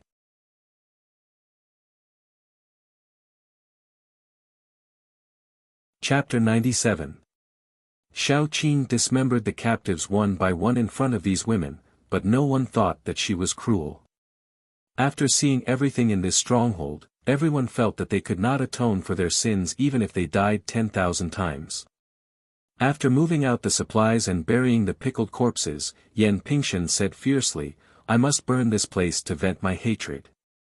Let's deal with them first."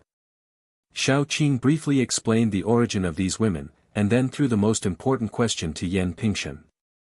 "Now they have nowhere to go. You are the employer. What do you think we should do?" Yen Pingshan stared and was a little confused. Xiao Qing really gave him a difficult problem. No matter how he dealt with these women, there would be problems. If he left them to their own devices, he would not be able to live with his conscience. If he brought them along, the danger along the way would be a lot greater. Moreover, if they really encountered an accident, these women would only be a burden. Meng Shen said, "I suggest that we bring them along. What do you think of the two captains? Although we are the employer, your opinions are also very important." "I have no opinion," Yen Ruru hurriedly said. Xiao Qing glanced at the women and changed her view of Meng Shen. She said lightly, "If we bring you along, you will be responsible for cooking and cleaning. You don't have any opinion, right?" The women were very surprised and nodded. How could they have any opinion? They were even very grateful to Xiao Qing. Xiao Qing made them feel that they were still somewhat useful. Then let's bring them. Anyway, there are only 6 women. Sister Yen can bring 3, and I can bring 3. Xiao Qing said calmly, have you moved everything out? If you have, let's go. Okay.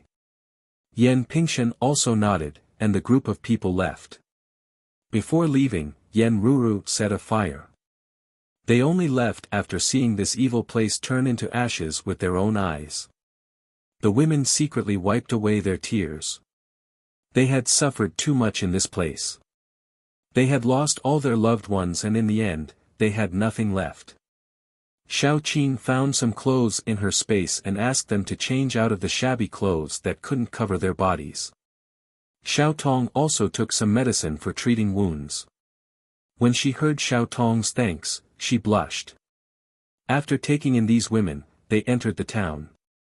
It was said that these women were usually asked to go to the town's vegetable garden with a few ordinary people, so they were very familiar with the way to the vegetable garden. Yan Pingshan and his men picked all the vegetables that had grown. Although they had harvested a lot and could have a fresh lunch in a while, no one felt happy. Everything that they had seen today was too heavy for them to be happy. The women in the team were very nervous. They rushed to do everything, such as cooking. Xiao Qing never stopped them, because she knew that doing these things would make them feel more at ease. Leave the cooking to Han Qing. He is very good at cooking. You have been tired for a day. Take a rest. Xiao Qing ordered the vines to retract their thorns and arrange them into the shape of a bench. Sitting on the bench was exceptionally elastic, and it was cool enough not to hurt one's butt. Dai and the others sat at the side, waiting for the meal. The 3 women were very embarrassed and sat down after setting the table. Xiao Qing saw that they were nervous and didn't say anything. They couldn't relax for a while. Auntie, some candy. Little Baozi walked with his short legs and distributed the candy to the women. He blinked his big eyes and was so cute. The 3 women were at a loss as to what to do as they held the candy. One of them was the woman who had pounced on the captive and bitten his throat. She had been so fierce before, and her eyes were bloodshot. She had bitten a captive's throat in a frenzy, but now, she was like a child. She was at a loss as to what to do as she held the candy. In the end, she gently patted Little Bun's head.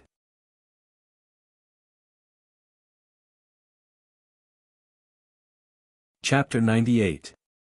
Her movements were very gentle and careful.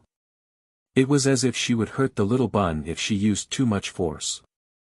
Another woman who was sane couldn't help but ask, "Is this your child? He's so cute. You don't have to call me yours. Just call me by my name. My name is Xiao Qing." Xiao Qing whispered, "This is my son." "What's his name?" The woman was a little embarrassed. "He's really cute. I like him very much. My name is Xiang Ru. This is Zhang Xiaofan. This is Tao Jingjing." Xiao Qing was stunned. She just realized that she had been calling the little bun baby all the time. She hadn't given the little bun a name yet. Naming was a big deal. It needed to be carefully considered and pondered.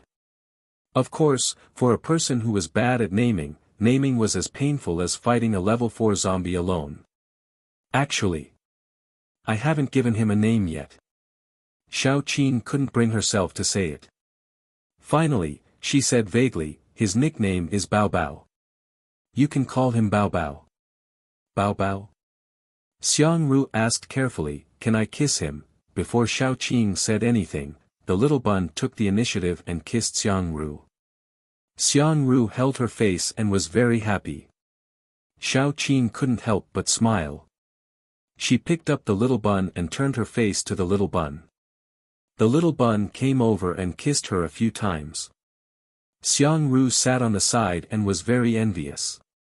After a while, she smiled and said, "It's so happy to have such a little baby by your side." "Okay." Xiao Qing's eyes were full of tenderness. The little bun was her biggest motivation. Normally, even the cleverest housewife could not cook without rice. With limited ingredients, what Yan Hanqing could cook was also limited. Now that he had an abundance of ingredients, he made 6 dishes and a soup in one go. Although they were all vegetarian dishes, they looked, smelled, and looked appetizing. A group of people gathered around to eat, which made Yan Pingshan and the others drool. After all, there was a gap between chefs. The gap between their chefs and Yan Hanqing was like the gap between a beginner who had learned how to cook and a person who had learned how to cook through the system. If there was a comparison, there would be harm. The women didn't dare to fill the bowl with rice. Xiaoqing filled the bowl with rice and handed it to them. She also put some food into their bowls. There are a lot of dishes. Help yourselves. Only when you are full will you have the strength to clean up the dishes. She had eaten very little, and she had forced herself to eat. She would have to spit it out later. If it weren't for the fact that she wanted to fool others, she wouldn't have eaten a single bite. After lunch, they didn't continue to move forward. Instead, they stayed in the town to rest temporarily. At least the town had been cleaned up, and there were few zombies. They found a 3-story building along the street and could have a good rest for the day. After all, it was not only their bodies that were tired, but also their minds that were on high alert. If they could rest, it would be good for the rest of the journey. Xiaoqing went back to her room after lunch. Then, Xiaoqing and Air Dai surrounded the trash can and vomited for a while. After vomiting, they took Little Bun and began to absorb a pile of crystal stones. Little Bun could absorb some high-calorie and nutritious things, but they couldn't eat raw food, let alone flesh and blood. They could only use crystal stones to maintain their strength. They spent the whole day and night in their room absorbing crystal stones. They only showed their faces during lunch. The next morning, Xiaoqing didn't need much sleep, so she got up early. But when she got up, the 3 women were already packing their things. Xiaoqing couldn't help but frown and went downstairs. It's only 5 o'clock. I'm sorry, did we wake you up? Xiang Ru said with some panic. Xiaoqing shook her head and said to them, what you need to do is to have a good rest, and then you will have the energy to hurry on the road. I don't need you to be too diligent, as long as you don't drag us down. Her words were not pleasant to hear, and her voice was very cold. Xiang Ru whispered, you are a good person. Xiaoqing was stunned for a moment. No one had ever given her a good person card. Her teammates said that she was a trustworthy and dependable person, and people couldn't help but regard her as the backbone. Her enemies said that she was cruel and ruthless, and was a lone wolf. People who didn't know her said that she was cold and unapproachable. Xiang Ru was the first person to say that she was a good person. She couldn't help but turn her head. Her face was still expressionless, but her earlobes were slightly red. How am I a good person? Haven't you seen how I kill people? You are really a good person. Xiang Ru couldn't help but raise her voice and said with some eagerness, although you look cold on the surface, you are more considerate than those who comfort us with warm words, and you are very hot-blooded and righteous. You are a very, very good person. Xiaoqing couldn't help but sneer, you are so sleepy that you are hallucinating. Go to sleep, and we will be on the road in a while. Xiang Ru looked at Xiaoqing's back as she left, pulled the 2 sisters who were not very normal, and whispered, really, thank you very much. Xiaoqing couldn't help but laugh. How did she act like a good person? After she killed those bandits, even the people of the Blaze team and Yan Pingshan's side would be afraid of her, right? They were really naive to think that she was a good person. She was clearly a cold-blooded, ruthless person who always thought of herself. How could she give others the illusion that she was a good person? As soon as Xiaoqing went out, she saw Meng Shen sitting at the door, wiping a dagger. His eyes were very serious, as if he was actually in a laboratory, doing the kind of experiment that couldn't go wrong. This attitude towards weapons once again pleased Xiaoqing, and made Xiao Qing's impression of Meng Shen a little better.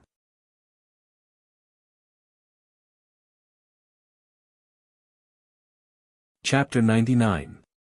It's a beautiful dagger. Meng Shen was stunned for a moment. He probably didn't expect Xiao Qing to take the initiative to talk to him. He said shyly, "A very important person gave it to me." "Someone you like? Can I have a look?" Xiao Qing had an indescribable love for cold weapons. She had once bought a cabinet to store short weapons. It was filled with all kinds of military knives, bayonets, daggers, and short swords. Meng Shen hesitated for a moment, then handed the dagger to Xiao Qing. Xiao Qing held the dagger and looked at it carefully. This was a dagger used to kill people. Ordinary ornamental daggers wouldn't be sharpened. Although the daggers sold privately could be sharpened, they weren't standard. As for this single-edged dagger, although the back and hilt of the dagger were decorated with gorgeous and ancient patterns, it was easy for people to mistake it as an ornamental dagger. However, from the blade to the tip, it was prepared to kill people. Xiao Qing's favorite dagger was the double-edged plum blossom dagger. There was a crescent blade at the grip, beautiful and sharp. Most importantly, the plum blossom dagger was the most suitable weapon for women. However, the first dagger she received was a single-edged dagger. It was given to her by her instructor. At that time, she wasn't used to using bayonets, so she relied on this dagger when she went out on missions. However, during one mission, she was seriously injured and lost the dagger. No matter how Xiao Qing looked at it, she felt that the dagger looked very familiar. It looked very much like the first dagger she had thrown away. Just as she was about to take a closer look, Meng Shen whispered, "That. Have you finished looking at it?" Xiao Qing glanced at Meng Shen, who looked as if she would snatch the dagger away from him. She handed the dagger to him and asked casually, "Where did you get this dagger?" "It's pretty. Someone gave it to me." Meng Shen hesitated for a moment, then said. He took the dagger, carefully wiped it with a soft cloth, and finally put it into the scabbard. "Is that so?" Xiao Qing didn't say anything. She just faintly said, "I think this dagger looks very familiar. It seems like I've seen it a long time ago." Meng Shen's eyes immediately lit up. He quickly asked, "You've seen it? Who was using it? Can you still find her?" Xiao Qing quickly analyzed Meng Shen's words. Finally, she said tentatively, "When I saw it, the owner of this dagger was called Blue Phoenix." "Yes, that's her." Meng Shen was so surprised that his cheeks were flushed red. There was no trace of his previous indifference. "Where is she now? Can you still find her?" Xiao Qing didn't answer his question. Instead, she asked, "How do you know her? How did this dagger end up in your hands?" Meng Shen was a little hesitant. After a while, he looked like he was going to cut off all means of retreat and said, "Actually, I don't know her. I've only seen her once, and she was wearing a gas mask. At that time, I was a researcher in charge of researching drugs. We developed an effective anti-cancer drug, but before we could submit the research results, they were stolen by a spy." Thinking of the past, Meng Shen's expression became a little cold. "Because of some accident, the research institute was blown up, and I was crushed under a stone slab. It was her. Blue Phoenix saved me. She left the dagger for me to protect myself." When he finished speaking, his cold expression was instantly melted by tenderness. Xiao Qing couldn't help but shiver. At that time, the situation was urgent. Xiao Qing didn't have time to send Meng Shen out. She could only call for help. Then, she got Meng Shen's leg out from under the stone slab. After that, she found a place to put him down and chased after the spy. At that time, she left a dagger for Meng Shen. She wanted to take it back after the incident. However, she was seriously injured and laid in the hospital for 3 months. She broke 3 ribs and had a comminuted fracture in one of her legs. Other minor injuries were needless to say. After she recovered, she was discharged from the army.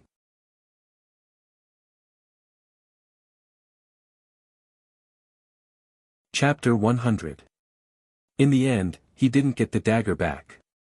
Xiao Qing wasn't going to tell Meng Shen that she was Blue Phoenix. She didn't want to bring up the past again. Looking at Meng Shen's expectant eyes, Xiao Qing originally wanted to say that Blue Phoenix was already dead. However, in the end, she couldn't help but change her words. She was injured. After recovering, her body couldn't keep up with the intensity of the mission. So, she retired from the army. I heard that she transferred to work and went home to marry and have children. Meng Shen opened his mouth, but no words came out. He lowered his head slightly, unable to hide the disappointment on his face. After a long time, he said, "I'm relieved that she's doing well. Originally, I wanted to return the dagger to her. She doesn't need it anymore." Xiao Qing stood up. "I'll go see if dinner is ready." Meng Shen nodded his head, tightly gripping the dagger. There were some things that he couldn't forget. Every night, he would dream of that white hand gently pulling him up. Even in the smoke-filled space, he could smell the faint fragrance on her body. It was very faint. He had tried to find out the people who participated in that mission several times. However, Xiao Qing was in a secret unit, so she couldn't reveal any information. The only thing Meng Shen knew was that she was called Blue Phoenix. Then, after a very long time, just when he thought he would never be able to find her again or hear any news about her, Xiao Qing told him that the person of his dreams had retired from the army and returned home to get married. In the end, it was just an illusory one-sided love. Perhaps even until her death, Blue Phoenix wouldn't know that there was someone who fell in love with her at first sight. Seeing that Xiao Qing was about to walk up the stairs, Meng Shen couldn't help but ask, "What's her real name?" Xiao Qing paused, shook her head, and went upstairs. Yan Hanqing came out of the kitchen wearing an apron. The apron was provided by Xiao Qing. It was a pink floral apron, which looked very girlish. In the beginning, Yan Hanqing was still a little embarrassed, but now he could calmly wear an apron and cook. "I've boiled fresh milk for the baby. Do you want some sugar?" Yan Hanqing asked in a low voice. Xiao Qing thought for a while and answered according to little Baozi's preference, "A spoonful of sugar. He won't be able to digest any more than that and will spit it out in the end." Yan Hanqing nodded and turned around to add more sugar. His back was very broad, and his back was as solid as a mountain, filled with a sense of security. Now, he was wearing a pink apron. It looked a little funny, but it made Xiao Qing feel warm and at ease. For someone like her, who was used to going through life and death situations and hovering on the edge of death, what she yearned for the most was warmth and a sense of security. So when Lin Qifan showered her with gentleness, she fell for him so quickly. At that time, Xiao Qing felt that she had found someone to rely on for the rest of her life. She had found a man who was willing to be her solid support.